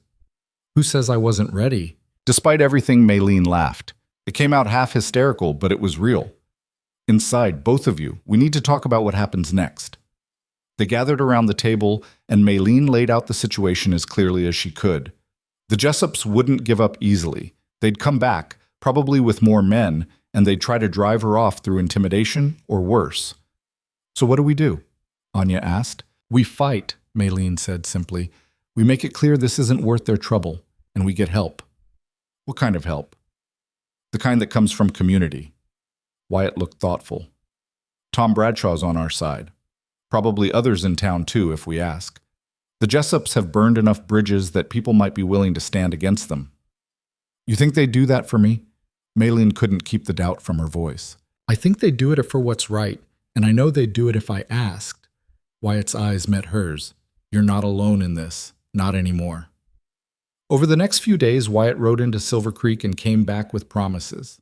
Tom Bradshaw had spread the word, and a handful of men, homesteaders, shopkeepers, decent folk who were tired of the Jessups' bullying, had agreed to help defend Maylene's property if it came to that. "There's going to be a meeting," Wyatt told her, "tomorrow night at the church. We're going to make it official. Anyone who wants to stand against the Jessups can sign on. Show them they're outnumbered. Will it work?" "Might. Bullies usually back down when they realize the cost is too high." He paused.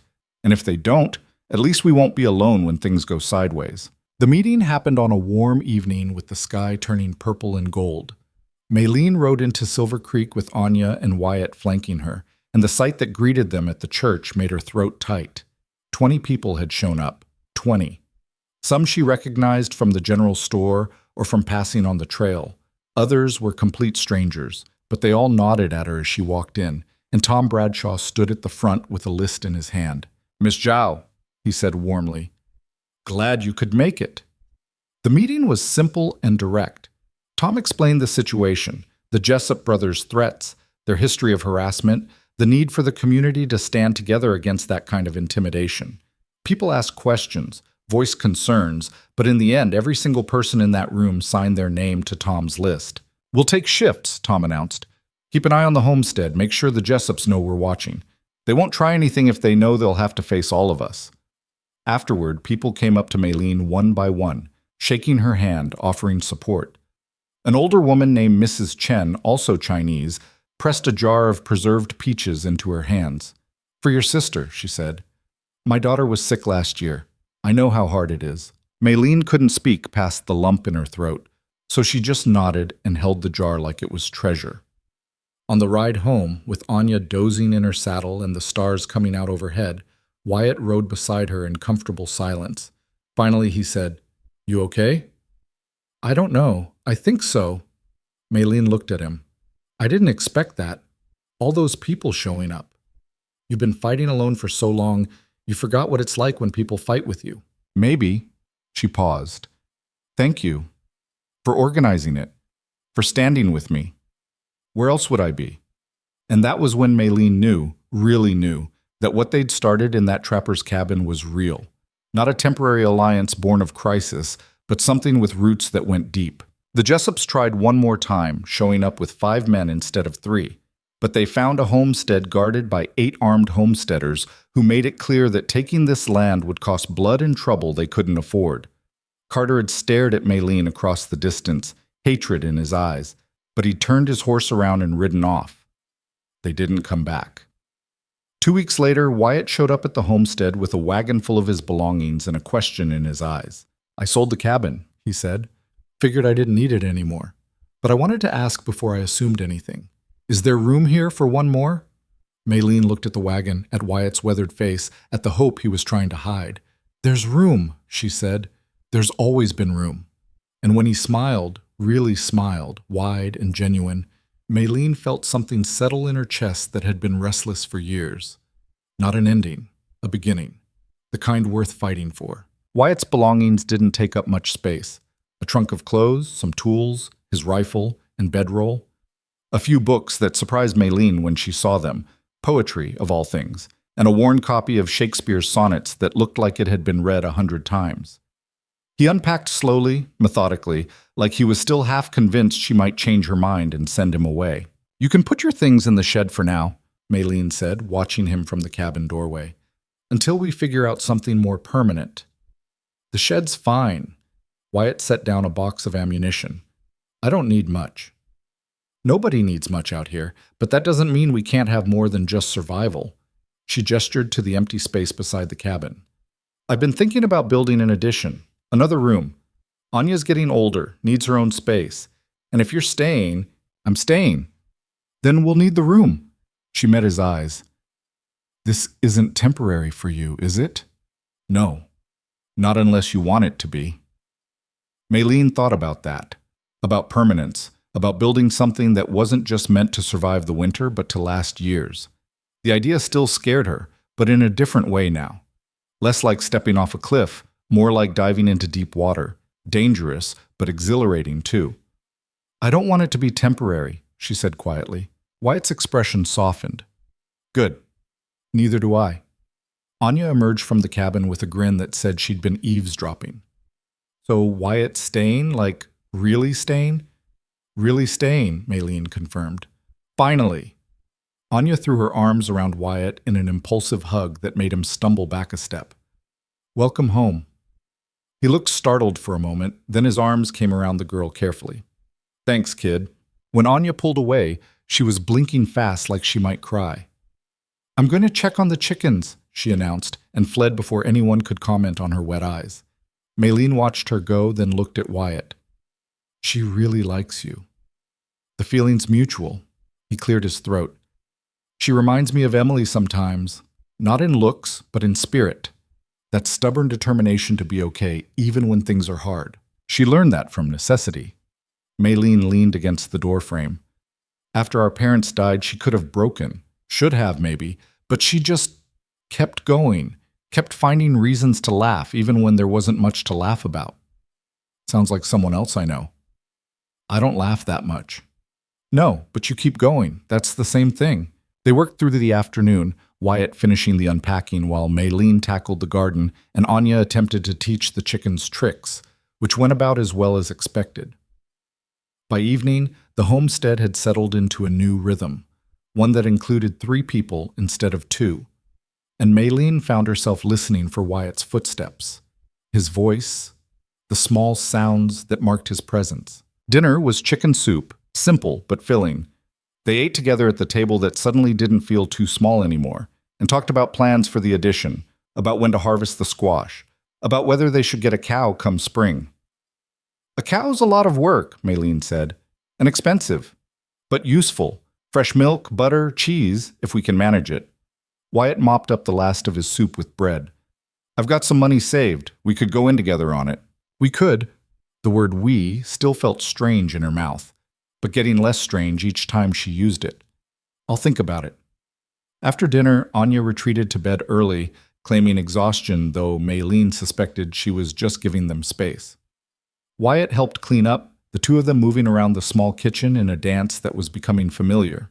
He washed, she dried, and they didn't need to talk to communicate. When the last dish was put away, Maylene made coffee and they took it outside to watch the stars come out. The night was cool, autumn creeping in at the edges of summer, and the sky was so clear it looked like someone had punched holes in a black canvas to let the light through. It's beautiful here, Wyatt said. Different from the high country, but beautiful. You miss it, your old cabin? Sometimes, but not enough to go back. He sipped his coffee. I spent a lot of years alone up there, telling myself I preferred it that way. Took meeting you to realize I was just hiding. From what? From trying again. From risking anything that might hurt. He looked at her. Losing Emily and then my wife, it broke something in me, made me think it was safer to just not connect with anyone. But that's not living. That's just waiting to die. Maylene understood that too well. I did the same thing. After my parents, after realizing it was just me and Anya against everything. I built walls so high I forgot they were there. And now? Now I'm trying to remember how to let people in. She set down her coffee cup. It's harder than I thought it would be. I keep waiting for something to go wrong, for you to leave, or for this to fall apart. Old habits. I'm not going anywhere, Maylene. I know you need to hear that more than once, so I'll keep saying it. His hand found hers in the darkness. I'm here. I'm staying. And when things get hard, because they will get hard, I'm still going to be here. She wanted to believe him. Part of her did believe him, but another part, the part that had learned to expect loss, kept whispering warnings. What if I push you away, she asked. I do that. When I'm scared or angry or just overwhelmed, I push people out. Ask Anya. Then I'll push back. Wyatt's thumb traced circles on her palm. I'm not fragile, and I'm not going to run the first time you get difficult. We're both damaged people trying to build something good. That means there will be rough patches. But rough doesn't mean hopeless. Maylene looked at their joined hands, at the way his fingers threaded through hers like they belonged there. I don't know how to do this. The whole relationship thing. I never had time to figure it out before. Neither did I, really. My marriage was more about survival than love by the end. We were partners trying to keep our heads above water. And when Emily died, we didn't have anything left to hold on to. His voice was heavy with old grief. This is different. This is choosing each other for better reasons. What reasons? Because we make each other less lonely. Because we work well together. Because when I look at you, I see someone worth fighting for. He paused. And maybe because I'm falling in love with you, and that terrifies me as much as it does you. Maylene's breath caught. The words hung in the air between them, impossible to take back, too big to ignore. That's not fair, she whispered. Saying that? Why not? Because now I have to figure out if I feel the same way. And do you? She thought about the past weeks, the way he'd saved Anya without being asked, the way he'd protected her homestead like it was his own, the way he looked at her like she was capable and strong and worth the trouble. She thought about the steady comfort of his presence, the way she'd started thinking in terms of we instead of I, the flutter in her chest when he smiled. I think so, she said finally. I think I might be falling too, but I don't trust it yet. Don't trust that it's real or that it'll last. That's okay. Trust takes time. Wyatt squeezed her hand. We've got time. They sat in silence after that, just holding hands and watching the stars wheel overhead. Somewhere in the distance a coyote called, wild and lonesome, but here on this small patch of claimed earth, Maylene felt less alone than she had in years. The next weeks fell into a pattern that felt almost normal. Wyatt worked on building the addition, framing it out, hauling timber, measuring twice and cutting once like a man who knew what he was doing. Maylene managed the harvest, preserving what they'd grown for the winter ahead.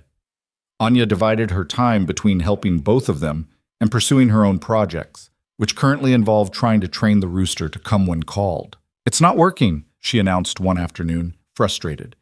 "He just stares at me like I'm stupid." "That's because roosters don't train," Maylene said. "They're too stubborn." "So are you, and you learned eventually." Wyatt, who was mixing mortar nearby, laughed so hard he had to set down his trowel. "What's so funny?" Anya demanded. "She's got you there," he said to Maylene. "Whose side are you on?"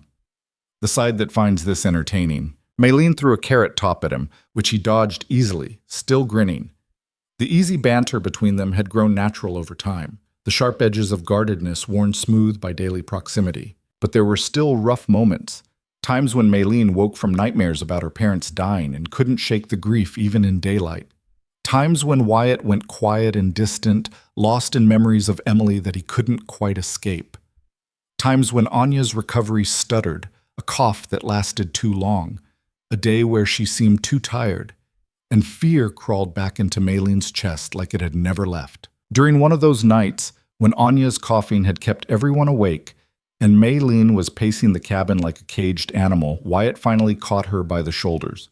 "She's fine," he said firmly. "It's just a cough. Not pneumonia, not fever. Just a cough." "You don't know that."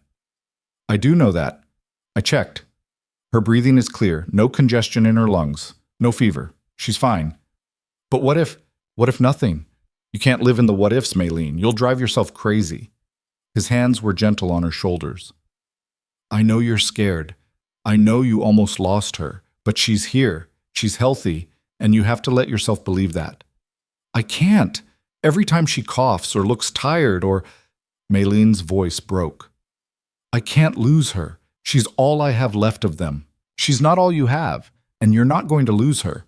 Wyatt pulled her into a hug, and Maylene let herself lean into him because she was too tired to hold herself up anymore. "But you have to breathe. You have to trust that things can be okay." She cried then, ugly and hard, all the fear and exhaustion pouring out of her while Wyatt held her and didn't try to fix it, just let her feel it. When the storm passed, she felt wrung out, but lighter, like something poisonous had been lanced and drained. "Sorry," she mumbled into his shirt. "Don't be. Everyone breaks sometimes. That's what people are for, catching each other when we fall." "I'm not good at falling." "I noticed, but you're getting better." Anya's cough disappeared within 2 days, and Maylene forced herself to stop checking on her sister every hour. It was hard, learning to trust that disaster wasn't always lurking around the corner. But Wyatt was patient, and Anya was resilient, and slowly Maylene's anxiety settled back to manageable levels. Silver Creek began to feel less like a distant necessity and more like home. Tom Bradshaw always greeted them warmly when they came in for supplies, and Mrs. Chen invited them to dinner once, serving food that tasted like Maylene's childhood and made her cry into her rice. Other families started acknowledging them on the street, not just with polite nods, but with actual friendliness. "You're part of the community now," Wyatt said, after one particularly pleasant trip to town. "People know you, trust you. That's worth more than gold out here." "It's strange," Maylene admitted. "Being accepted, I got so used to being on the outside." "You're not on the outside anymore?" It was true, and that scared her almost as much as anything else. Because acceptance meant connection, and connection meant vulnerability, and vulnerability meant the possibility of loss. But it also meant belonging, and that was something she hadn't realized she'd been craving until she had it. The addition was finished by early October, right as the first cold snap hit. It wasn't fancy, just a simple room with a door that closed and a window that let in light. But it was solid and weatherproof and gave Anya the privacy a 15-year-old girl desperately needed. "It's perfect," Anya said, running her hand along the walls. "Really perfect." "It's yours," Maylene said. "You can do whatever you want with it." "Can I paint it?" "If you can find paint." Challenge accepted. Wyatt had moved his things into the main cabin by then, sleeping on a bedroll near the fire. It wasn't ideal, and they both knew it, but neither of them quite knew how to navigate the next step. They weren't married, weren't officially courting in any traditional sense, were just two people trying to figure out what they were to each other. The question came to a head one night in late October when the first snow started falling. Maylene stood at the window watching the flakes drift down, thinking about winter and survival and what came next. We should talk about sleeping arrangements, Wyatt said from behind her. Maylene's heart jumped. We should? You're going to hurt your back sleeping on that old mattress, and I'm not getting any younger sleeping on the floor. He came to stand beside her. We could share, the bed, I mean, if you're comfortable with that. Share the bed. Just sleeping. Nothing more unless you wanted more, but it seems practical, and we're both adults who can be trusted not to. He stopped, running a hand through his hair. I'm making this awkward. Little bit. Look, I'm just saying that we don't have to pretend we're strangers living under the same roof. We're more than that, and I think we both know it. He met her eyes. But I'm not going to push. This goes at whatever pace you're comfortable with. Maylene considered. The thought of sharing a bed with Wyatt made her nervous, but not in a bad way. More like anticipation mixed with uncertainty. They'd been dancing around this for weeks, the tension building every time they accidentally touched or stood too close. Okay, she said. Okay? Okay, we can share. But you snore, you're back on the floor. I don't snore. We'll see. That night, they lay side by side in the darkness, careful not to touch, both of them stiff and overly aware of the other's presence. It was awkward and strange and took Maylene forever to fall asleep. But when she finally did, it was to the sound of Wyatt's steady breathing and the warmth of another person nearby, and she slept better than she had in months. By morning, she'd unconsciously curled against his side, and his arm was around her shoulders. They woke up tangled together, and instead of pulling away in embarrassment, Maylene just stayed there for a moment, letting herself have this. Morning, Wyatt said, his voice rough with sleep. Morning. You okay? Yeah, I think so. Good. He pressed a kiss to the top of her head, casual and sweet. Want coffee? Always. They fell into a routine. Sharing the bed became normal, then comfortable, then something Maylene looked forward to. The physical intimacy built slowly, a hand held here, a kiss there, gradually increasing until one night in November when Wyatt cupped her face in his hands and kissed her properly, deeply, and Maylene kissed him back with all the emotion she'd been holding in. When they finally pulled apart, breathless, Wyatt rested his forehead against hers. I love you, he said. I know I said it before, but I need you to know I meant it. I love you, Maylene. I love you too. The words came easier than she expected. I'm still scared, and I still don't know what I'm doing, but I love you. That's enough. That's more than enough. They took things slow, both of them cautious, despite the growing heat between them. But eventually caution gave way to trust, and trust gave way to something deeper. The first time they made love, it was tentative and sweet and a little clumsy, two people learning each other in the darkness. But it was real, and it was theirs. And afterward, Maylene lay in Wyatt's arms, feeling more at peace than she could remember. You okay? He asked softly. More than okay. She had traced patterns on his chest. I never thought I'd have this. Someone to love, someone who loved me back. You deserve it. You've always deserved it. Maybe, but deserving and having are different things. She looked up at him. Thank you for being patient with me, for not giving up when I was difficult. You're worth being patient for. He kissed her forehead. Besides, I was difficult too. We're a matched set. Anya, bless her, pretended not to notice the shift in their relationship even though she absolutely did. She just smiled knowingly and kept her commentary to herself, which Maylene appreciated more than she could say. Winter settled in properly by December, bringing snow and cold and the kind of isolation that came with frontier living. But the cabin was warm, the stores were full, and they had each other. Wyatt proved invaluable during the harsh months, keeping the animals safe, repairing things that broke in the cold, making sure they never ran low on firewood. What did you do before? Maylene asked one night while they were snowed in. Before I showed up, I mean, during winters like this. Mostly stayed in the cabin and went a little crazy from loneliness. Wyatt was whittling something from a piece of wood, shavings falling onto the floor. Did a lot of reading, a lot of thinking, too much thinking probably. About what? About mistakes I'd made, things I'd lost, whether there was any point to any of it. He set down the knife. Dark thoughts that are easier to have when you're alone. And now? Now I'm too busy to get lost in the dark. There's always something that needs doing, always someone to talk to. It's better. Everything's better. They celebrated Christmas quietly. Wyatt had carved small wooden figures for Anya, animals that were surprisingly detailed and beautiful. Maylene had sewn him a new shirt from fabric she'd been saving, and he'd looked at it like she'd given him something precious. Anya had drawn pictures for both of them, sketches of the homestead that captured something essential about the place. "This is perfect," Maylene said, looking at her drawing.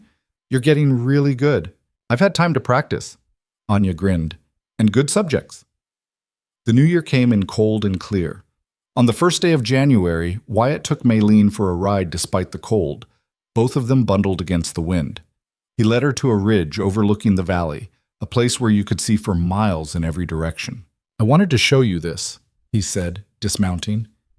"This is where I first saw your homestead, when I was scouting for Tom last spring, saw the smoke from your chimney and wondered who was brave or crazy enough to be out here alone. Both, probably. Definitely both."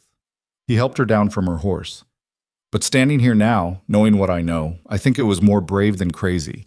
You built something real down there, something worth protecting." "We built it," Maylene corrected. "The addition, the improvements, keeping it safe, that was you, too." "Okay, we built it." Wyatt took her hands. "And I want to keep building. With you. For as long as you'll have me." Maylene's heart started beating faster. "What are you saying?" "I'm saying I want to marry you. Make this official. Be your husband. And Anya's, well, not her father, but something close. Family." He squeezed her hands. "I know it's fast. I know we've only known each other a few months, but when you've spent as many years alone as I have, you learn to recognize something good when you find it. And Maylene, you're the best thing I've found in a long time." She looked at him, at this man who'd saved her sister's life, who'd protected her home, who'd taught her that love didn't have to be a weakness, who'd been patient when she was scared and steady when she was falling apart. "Yes," she said. "Yes? Yes, I'll marry you." She laughed, and it came out a little wet. "I never thought I'd say that to anyone. Never thought I'd want to. But I want this. I want you. I want us." Wyatt pulled her into a kiss that was everything promises should be, hopeful and honest and full of possibility. When they broke apart, both of them were grinning like fools. "Should we tell Anya?" Maylene asked. "She probably already knows. That kid's too perceptive for her own good." They rode back to the homestead in high spirits, the cold forgotten in the warmth of what they'd just decided. And when they told Anya, her shriek of joy could probably be heard in Silver Creek. "Finally," she yelled, tackling Wyatt in a hug. "I thought you'd never ask." "You knew?" "Of course I knew. I've been waiting for weeks." She turned to Maylene. "You said yes, right?" "I said yes." "Good. Because if you'd said no, I would have said yes for you." Anya was crying and laughing at the same time. "We're going to be a real family, an actual family." "We already were," Maylene said softly. "But now it's official." They planned the wedding for early spring, when the snow melted and the trails were passable again. It would be small, just them, Tom Bradshaw to officiate, Mrs. Chen and a few others from town as witnesses. Nothing fancy, but real and meaningful, and theirs. The winter months passed in a blur of preparation and anticipation. Maylene sewed a dress from the nicest fabric she could afford. Simple, but elegant. Wyatt built a proper bed frame to replace the rope and boards they'd been using. Anya planned the whole ceremony with the seriousness of a general planning a campaign. "You need flowers," she insisted. "Real ones, not dried. It's March. Where am I going to find fresh flowers?" "I'll figure it out." And somehow she did, trading favors and charm until Mrs. Chen agreed to force some bulbs in her greenhouse. The wedding day arrived with clear skies and the first hints of green on the trees. Maylene stood in front of the cracked mirror in their cabin, adjusting her dress for the 100th time, nerves making her hands shake. "You look beautiful," Anya said from the doorway. "I look terrified." "That too, but mostly beautiful." Anya came to stand beside her. "Are you sure about this?" "Yes." "No." "Yes." Maylene laughed shakily. "I'm sure about Wyatt. I'm less sure about myself." You're the surest person I know, May. You've just forgotten how to trust it. Anya squeezed her hand. He loves you. You love him. Everything else is just details. When did you get so wise? I've always been wise. You just weren't paying attention. They walked to the small church in Silver Creek together, and when Maylene saw Wyatt waiting at the altar in a new suit that made him look almost uncomfortable, her doubts evaporated. He looked at her like she was the answer to every question he'd ever asked, and she walked toward him knowing she was making the right choice. The ceremony was simple. Tom's words were heartfelt. Wyatt's vows were steady, and when Maylene spoke her own promises, they came from somewhere deep and true. They exchanged plain gold bands, nothing fancy, but solid and real. And when Tom pronounced them married, Wyatt kissed her like they were the only two people in the world. The small gathering erupted in cheers. Mrs. Chen pressed more preserved peaches on them.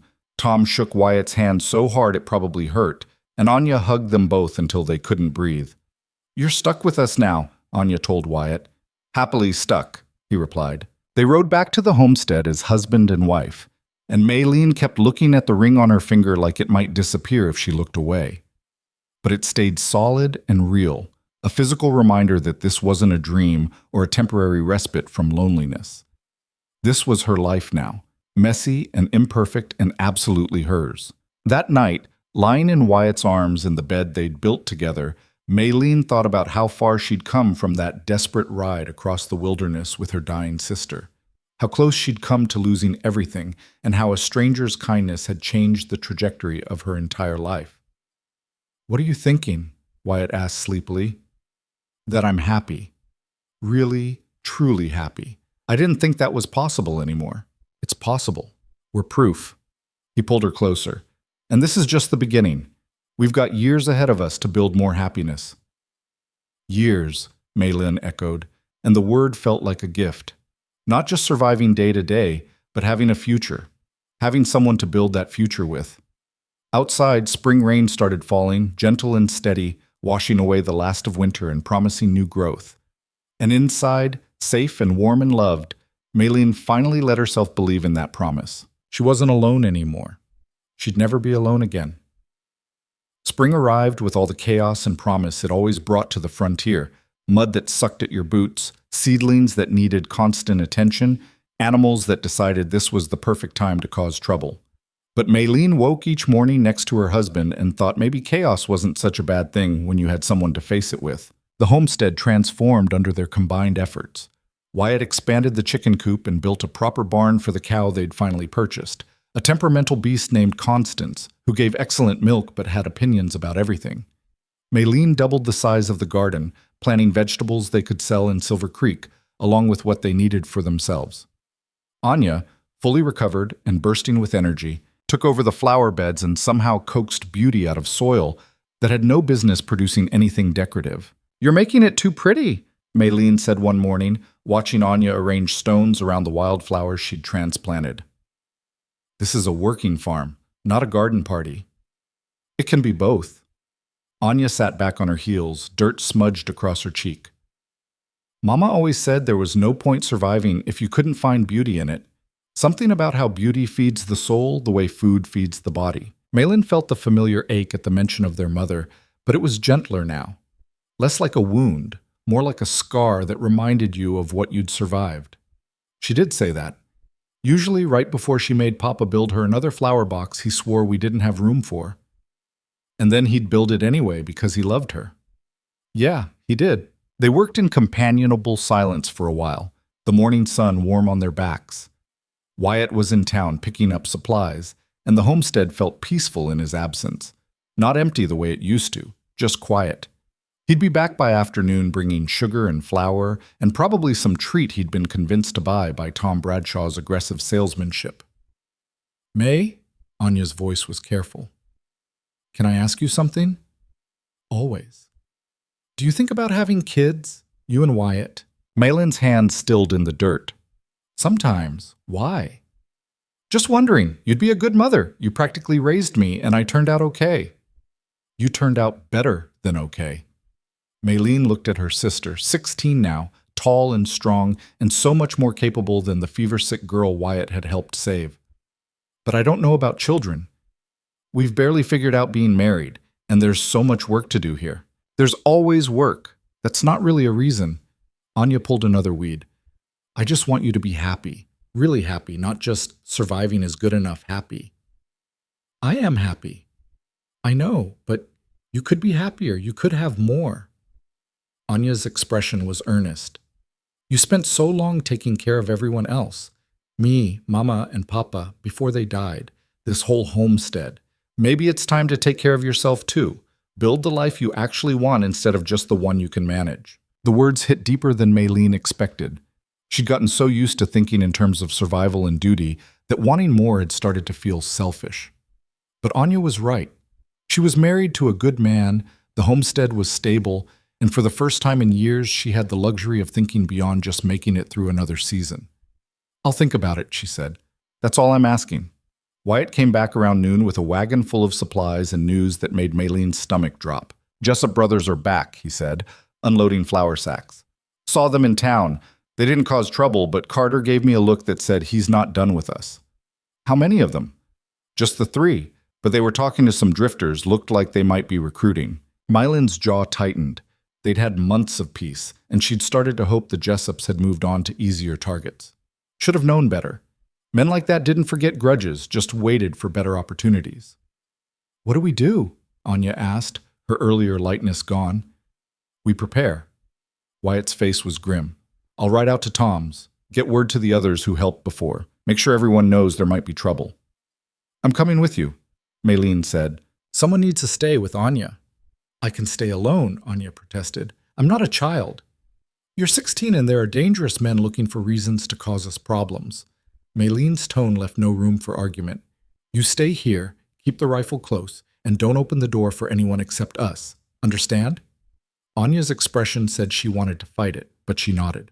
Understand. The ride to Silver Creek was tense. Wyatt kept scanning the horizon, one hand never far from his gun. Maylene did the same, every instinct screaming that they were exposed, vulnerable. But they made it to town without incident and found Tom Bradshaw closing up his store. Saw them earlier, Tom confirmed. They've been drinking at the saloon, talking loud about how Chinese immigrants are taking land that should belong to real Americans. His face reddened. Ignorant nonsense, but it's the kind of nonsense that gets people riled up if you say it loud enough. How many people are they convincing? Wyatt asked. Hard to say. Most folks in town know you all, know you're good people. But there's always someone willing to believe the worst if it gives them an excuse to cause trouble. Tom locked his door. I'll spread the word, same as before. But Wyatt, they've got more men this time, 6, maybe 8. That's not a harassment party. That's an attack force. Maylene felt cold despite the warm afternoon. When? Don't know. Could be tonight, could be next week. But it's coming. Tom looked at them both seriously. You need to decide if this land is worth dying for, because that's what they're offering, your land or your lives. It's worth it, Maylene said immediately. This is our home. We're not running. Then you better be ready to fight for it. They gathered allies over the next 2 days. Tom and his sons. Mrs. Chen's nephew, who'd been a soldier and knew his way around weapons. 3 homesteaders who'd faced down the Jessups before and had no love for them. It wasn't an army, but it was something. The attack came on the 3rd night, right after sunset, when the light was failing and visibility was poor. Maylene heard the horses first, too many of them, moving too fast. She grabbed the rifle and yelled for Anya to get to the cellar they'd dug specifically for situations like this. I'm not hiding, Anya said, appearing with their father's old shotgun. Anya, I'm not hiding, she repeated, and something in her voice was pure steel. This is my home too. I'm fighting for it. There wasn't time to argue. Wyatt was already at the window, counting riders. 8 of them, Jessups and hired guns. Our people. In position. Tom's in the barn, Chen's nephew at the tree line, others spread out. He looked at her. This is it. You sure you want to do this? I'm sure. Maylene checked her ammunition. We hold the cabin. Don't let them get close enough to torch it. The riders circled the homestead, whooping and firing shots in the air, intimidation tactics meant to scare them out. But Maylene had been scared before, had faced worse than bullies with guns. She waited until Carter Jessup rode close enough to see clearly, then fired a warning shot that kicked up dirt 2 feet from his horse. "Next one won't miss," she shouted. "This is your last chance to leave." Carter's laugh was ugly. "You think you can stop us? You're outnumbered and outgunned, and nobody's coming to save you." "We're not asking to be saved. We're telling you to leave while you still can." Big talk from a woman who can't. Tom's rifle cracked from the barn, and one of the hired guns yelped as his hat flew off. More shots came from the tree line, from the positions their allies had taken. Suddenly, the Jessup gang realized they weren't facing 3 people barricaded in a cabin. They were surrounded. "What the hell?" Wade Jessup spun his horse, trying to locate all the shooters. "That's the thing about community," Wyatt called out. "It shows up when you need it." For a moment, everything hung in balance. Carter could order his men to charge, turn this into a bloodbath nobody would win. Or he could back down, take the loss, and leave. Pride warred with self-preservation on his face. Then one of the hired guns said, "I didn't sign up for a war. I'm out." He turned his horse and rode off. Another followed, then another. Within seconds, Carter was left with just his brothers and one loyal idiot who apparently valued stupidity over survival. "This isn't over," Carter snarled. "Yeah, it is." Wyatt stepped out of the cabin, rifle leveled. "You came here to scare us off our land. Instead, you've shown everyone what you really are, cowards who only fight when the odds are stacked. Word's going to spread about tonight, about how 8 armed men couldn't take a homestead defended by a woman, a girl, and their friends. About how you turned tail and ran," Maylene added, stepping beside her husband. "That's the story people will tell, not the one you wanted." Carter's face went purple with rage. His hand moved toward his gun, and Maylene's finger tightened on her trigger. But Jeb, the youngest Jessup, grabbed his brother's arm. "Let's go, Carter. It's done." "Like hell, it's done." Jeb's voice was firm. "We lost. Let's go before we lose worse." For a long moment, Carter looked like he might shoot his own brother. Then he spat in the dirt and yanked his horse's reins. "You'll regret this." "Probably," Maylene said, "but not today." The Jessups rode off into the gathering darkness, and silence fell over the homestead. Then slowly, their allies emerged from their positions. Tom from the barn, Chen's nephew from the trees, the homesteaders from the shadows. Nobody was hurt. Nobody had died. They'd won without bloodshed, which was the best kind of victory.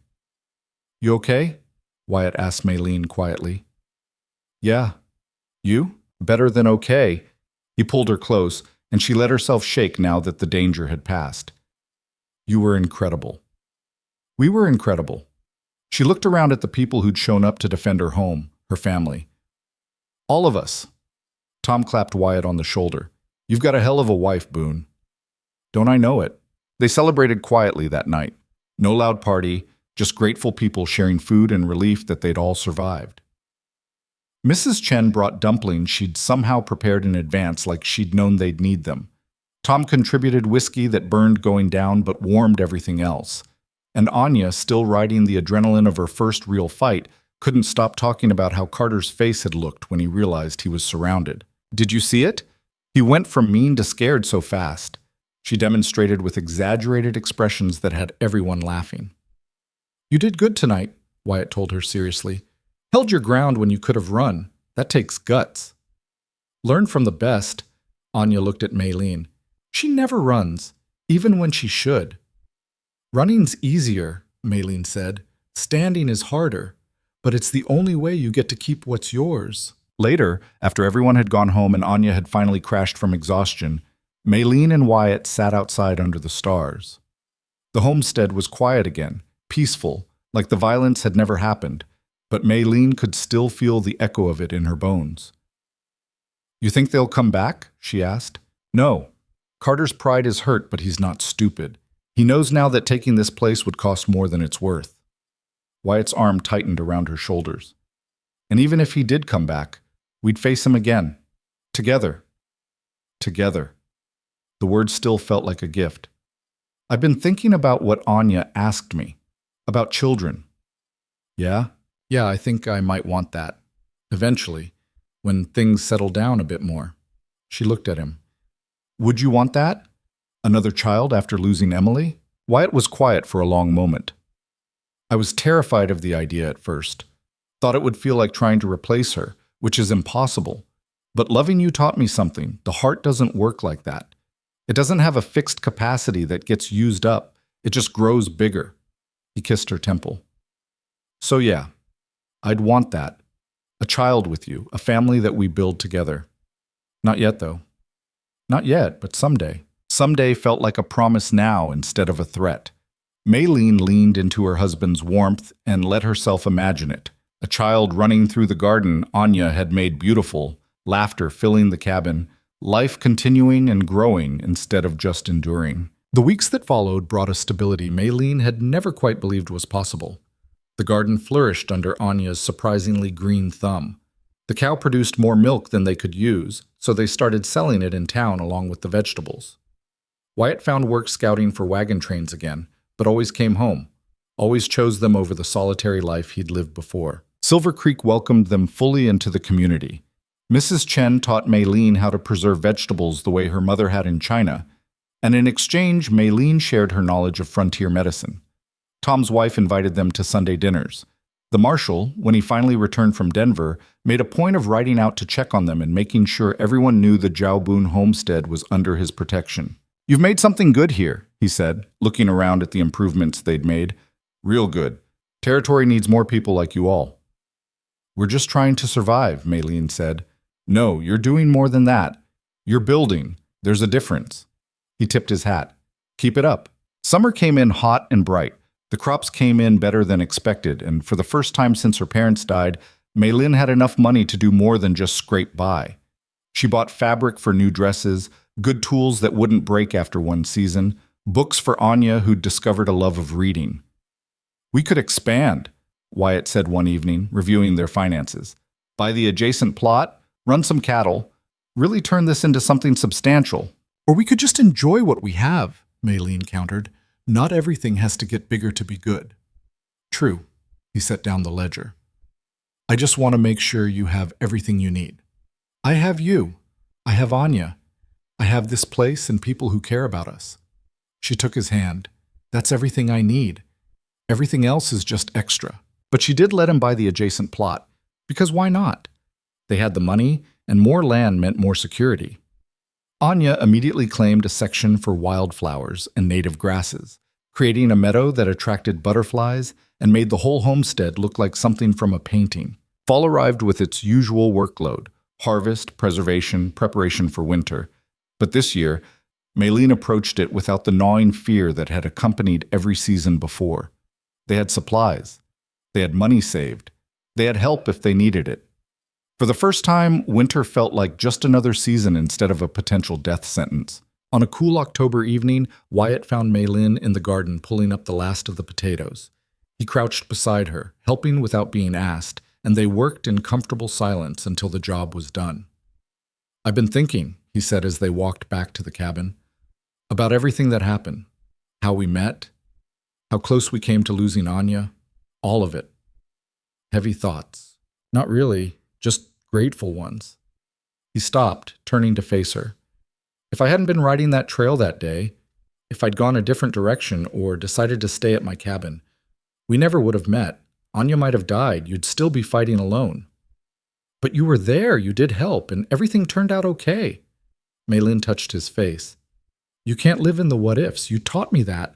"I know. I just want you to know that I don't take any of this for granted.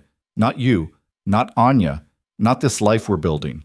Every day I wake up beside you feels like a gift I didn't earn but somehow got anyway. You earned it by being decent when you didn't have to be, by choosing kindness over indifference." She smiled. "And I don't take it for granted either. Any of it." Inside, Anya was making dinner, or attempting to anyway. Something smelled slightly burned, but the effort was what mattered. They ate together at the table that had grown from 2 people to 3, talking about the day and making plans for tomorrow. Small things. Normal things. The kind of domestic peace that had seemed impossible just a year ago. After dinner, Anya pulled out the letter she'd been working on for weeks. "I want to apply to the teaching program in Denver," she announced. "They train women to be teachers for frontier schools. It's a 2-year program, and I'd have to live there, but..." "Yes," Maylene said immediately. Anya blinked. "Yes? Just like that? You want to be a teacher. You'd be good at it. Why would I say no?" Because it means leaving. Being gone for 2 years. I thought you'd need me here. I do need you, but I need you to be happy more than I need you to stay. Maylene took her sister's hands. You've spent your whole life helping me keep this place running. You've earned the right to do something for yourself. But the homestead, we'll be fine. Wyatt and I can manage. And you'll come back for summers, right? Of course. Then go, learn. Become the teacher you're meant to be. Maylene pulled her into a hug. Mama would be so proud of you. I'm already proud of you. Anya cried into her shoulder, happy tears mixed with fear and excitement. Wyatt watched from across the room with an expression of such warmth that Maylene's own eyes started burning. You're a good sister, he said later when Anya had gone to bed and they were alone. I'm a terrified sister who's trying to do the right thing even though every instinct says to hold on tight and never let her leave. That's what makes you good. Doing it anyway even though it's hard. He pulled her close. She'll be okay. And so will we. I know, doesn't make it easier. No, but nothing worth doing is easy. You taught me that. The application went in that week. Anya was accepted by December with a start date the following September. The winter passed with her preparing, practicing her teaching on anyone who'd listen, reading every book about education she could get her hands from Tom's store, planning lessons for students she hadn't met yet. She's going to change lives, Maylene said one night, watching Anya explain fractions to Wyatt with the enthusiasm of someone who genuinely loved learning. Just like her sister changed mine, Wyatt replied. Spring came again, their second as a married couple. The patterns were familiar now, but still felt new, planting, tending, watching things grow. Maylene's body started changing in ways she recognized even before she knew for certain. When Doc Brennan confirmed what she already suspected, she sat in his office trying to process the enormity of it. You're pregnant, he said gently. About 8 weeks along, I'd say. How do you feel about that? Terrified, happy, completely unprepared. She laughed shakily. All of it at once. That's normal. First child is always overwhelming. He made some notes. You're healthy, strong. I don't foresee any problems, but we'll check regularly to make sure. Telling Wyatt felt huge. She waited until they were alone in the garden one evening, both of them weeding the rows they'd planted the week before. I saw Doc Brennan today, she said casually. Everything okay? Better than okay. I'm pregnant. Wyatt's hand stilled in the dirt. He looked at her, expression cycling through shock, joy, fear, and landing on something that might have been wonder. You're sure? Doc confirmed it, about 2 months along. A baby. He said it like he was testing the word. We're having a baby. Yeah. Maylene watched his face carefully. Is that okay? I know we talked about it, but talking and actually doing are different things. It's more than okay. Wyatt pulled her into a hug, careful like she might break. It's perfect. You're perfect. I can't even... He pulled back to look at her. I'm going to be a father again. You're going to be a great father. You already are to Anya in all the ways that matter. A baby, he said again, and this time he was smiling so wide it looked like it hurt. Anya's reaction was predictable, shrieking, crying, hugging them both until they couldn't breathe, then immediately starting to plan everything the baby would need. We'll need a cradle and blankets. And I should learn to sew better so I can make clothes. She was pacing, thinking out loud. Oh, but I'll be in Denver when the baby comes. That's not fair. Life's not fair, Maylene said. But you'll be home for summer. You'll get to meet your niece or nephew. Niece or nephew? Anya's eyes went wide. I'm going to be an aunt, an actual aunt.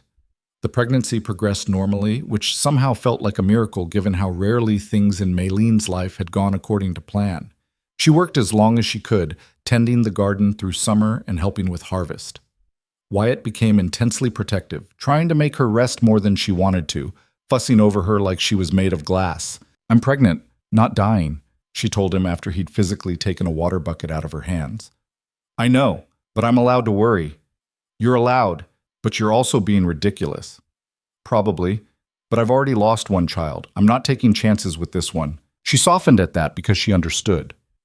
Fear didn't follow logic, and Wyatt's fear was rooted in real loss. So she let him fuss, let him carry things and hover, because it made him feel useful and didn't actually hurt her. Anya left for Denver in September with tears and promises to write every week. Watching her ride off with the wagon train headed east, Maylene felt like her heart was being pulled in two directions: pride at seeing her sister chase her dreams, grief at the space she'd leave behind. "She'll be back," Wyatt said, arm around her shoulders. "I know, doesn't make it easier." "No, but you did the right thing, letting her go. That takes strength." The homestead felt quieter without Anya's constant chatter and energy, but it also felt more like a couple's home instead of a family compound. Maylene and Wyatt settled into new rhythms, preparing for the baby that would arrive in late winter. Wyatt built a cradle from pine, carving small animals into the headboard with the same care he'd shown carving gifts for Anya. Mrs. Chen taught Maylene how to make the soft cloth shoes Chinese mothers made for their babies. Tom's wife organized a quilting bee and presented them with a blanket made from scraps contributed by half the women in Silver Creek. "You're part of us now," she said simply, "and we take care of our own." Winter came, and with it the waiting. Maylene's body grew heavy and ungainly, and she spent more time resting than she wanted to admit. But she was healthy, the baby was active, and Doc Brennan's regular visits confirmed everything was progressing normally. "Any day now," he said during a visit in late February. "Are you ready?" "No," Maylene said honestly. "But I don't think anyone's ever really ready." Probably true. But you've got a good support system, and you're strong. You'll be fine. Labor started 2 days later, in the middle of the night like these things always seem to. Wyatt rode for Doc Brennan while Mrs. Chen, who'd insisted on staying nearby for the last week, coached Maylene through the contractions. "Breathe," she said firmly. "Deep breaths. Your mother did this twice, and so did I. You can do this." "It hurts. Of course it hurts. You're bringing a life into the world. That's not supposed to be easy." But her hands were gentle, her voice calm. "But you're strong, Maylene. Stronger than you know." Doc Brennan arrived with Wyatt, and the next hours blurred together in pain and effort, and the strange suspended time that comes with intense physical struggle. But Maylene had faced worse, had ridden through the wilderness with a dying sister, had stood down armed men, had built a life from nothing. She could do this. When the baby finally came, slipping into the world with an indignant wail, Maylene felt something slot into place that she hadn't known was missing. "It's a girl," Doc Brennan said, cleaning the baby and placing her on Maylene's chest. A healthy, angry little girl. Maylene looked down at her daughter, red-faced and screaming and absolutely perfect, and started crying. Not from pain or fear, but from pure, overwhelming love for this tiny person she'd just met. "She's beautiful," Wyatt said, his voice thick. He was crying too, openly and without shame. "She looks like you. She looks like herself." But Maylene could see it. The shape of the eyes, the black hair, the stubborn set to the mouth even in newborn rage. "Hello, little one. I'm your mama." The baby's crying settled into snuffles, then quiet. Her eyes opened, dark and unfocused, searching for the voice.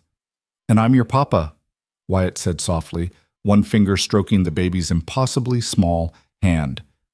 "And we're going to love you so much. We already do." They named her Grace Emily. Grace for the unexpected gift she was. Emily for the daughter Wyatt had lost. It felt right, honoring the past while embracing the future. Grace was a demanding baby, wanting to eat constantly and sleep rarely.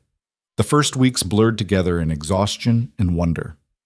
Maylene learned to function on broken sleep, to nurse while half-conscious, to recognize the difference between hungry cries and tired cries, and the mysterious third category of cries that seemed to mean nothing except the baby felt like yelling. Wyatt was a revelation as a father.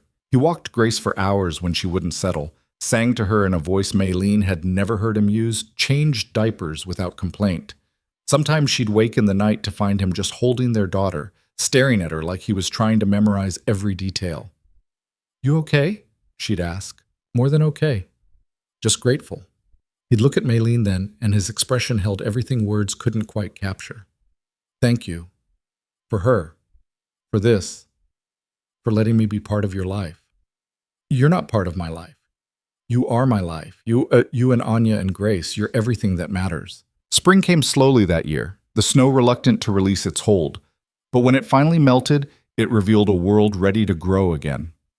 Maylene worked the garden with Grace strapped to her chest in a sling Mrs. Chen had helped her make, talking to the baby about seeds and soil and the patience required to make things grow. "Your Aunt Anya used to help me with this when she was little," she told Grace, who drooled contentedly. "She'd plant things upside down and wonder why they didn't sprout.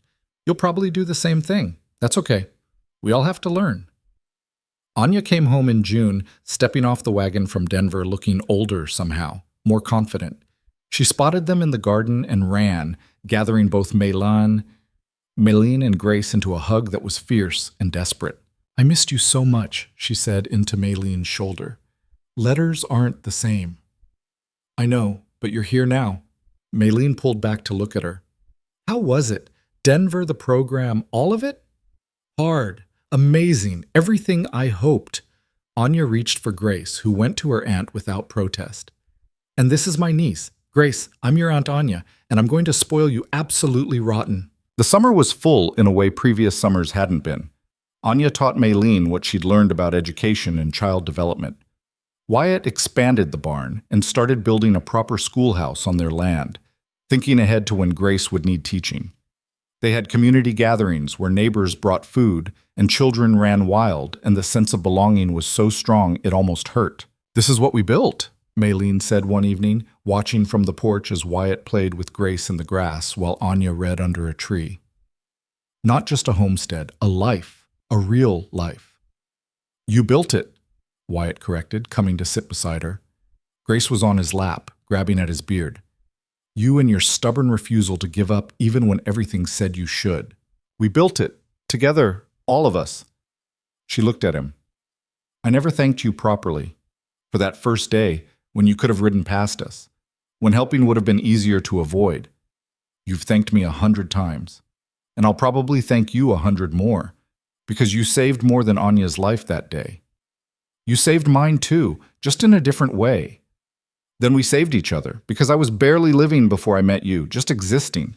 You taught me the difference." They sat together as the sun set over their land, their daughter between them, their family whole. The frontier was still hard, still demanded everything they had, but they had each other, and that made all the difference. Years would pass. Grace would grow, and there would be more children, 2 more, a boy and another girl, filling the homestead with noise and life. Anya would finish her program and come home to teach at the school Wyatt built, educating a generation of frontier children with patience and love. The homestead would expand, prosper, become a landmark of stability in a territory that was slowly becoming more civilized. But none of that mattered as much as this moment, this quiet evening with her family, this peace she'd fought so hard to earn. Maylene had learned that survival wasn't the same as living, that walls kept you safe, but also kept you alone, that the bravest thing you could do wasn't facing down armed men or riding through the wilderness with a dying sister. The bravest thing was letting people in, trusting that not everyone would leave, building something that could last. She'd survived losing her parents, nearly losing Anya, the brutal isolation of frontier life. She'd survived because she had to, because giving up wasn't in her nature. But somewhere along the way, survival had transformed into something richer, into love, family, community, purpose, into a life worth living. Grace started fussing, and Maylene reached for her daughter, settling the baby against her shoulder. The weight was familiar now, comforting. She looked out at the garden Anya had made beautiful, the cabin they'd expanded together, the land they'd defended and improved and made theirs. "You know what I think?" she said to Wyatt. "What's that?" "I think we made it. Not just survived, but actually made it. Built something good that'll outlast us." "We did. And we're not done yet." He kissed her temple. "Got a lot more years ahead of us to keep building." "Good. Because I'm not finished yet either." Inside, Anya called that dinner was ready. They stood together, Wyatt taking Grace, while Maylene stretched muscles sore from a day's work. The evening air was warm, carrying the scent of growing things and the promise of harvest to come. Maylene paused at the door, looking back at the horizon where she'd first seen Wyatt riding toward them all those months ago, where everything had started to change. The wilderness was still out there, vast and indifferent, but it didn't scare her anymore. She'd learned to meet it on her own terms, to carve out space for beauty and love in a landscape that rarely offered either. She'd learned that you didn't have to choose between being strong and being vulnerable, that asking for help wasn't weakness, that the walls you built to protect yourself could become prisons if you never learned to open the door. Most importantly, she'd learned that family wasn't just blood.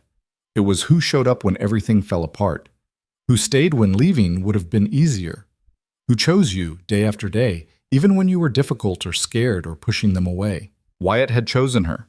Anya had chosen her. The community had chosen her. And she'd finally learned to choose them back. That was the real victory. Not the land they'd defended or the homestead they'd built, but the courage to be loved, to trust in something beyond just her own strength, to believe that tomorrow could be better than today. Inside, her family waited. Her husband, her sister, her daughter. The life she'd built from nothing but stubborn will and unexpected grace. Maylene smiled and walked through the door, closing it gently behind her.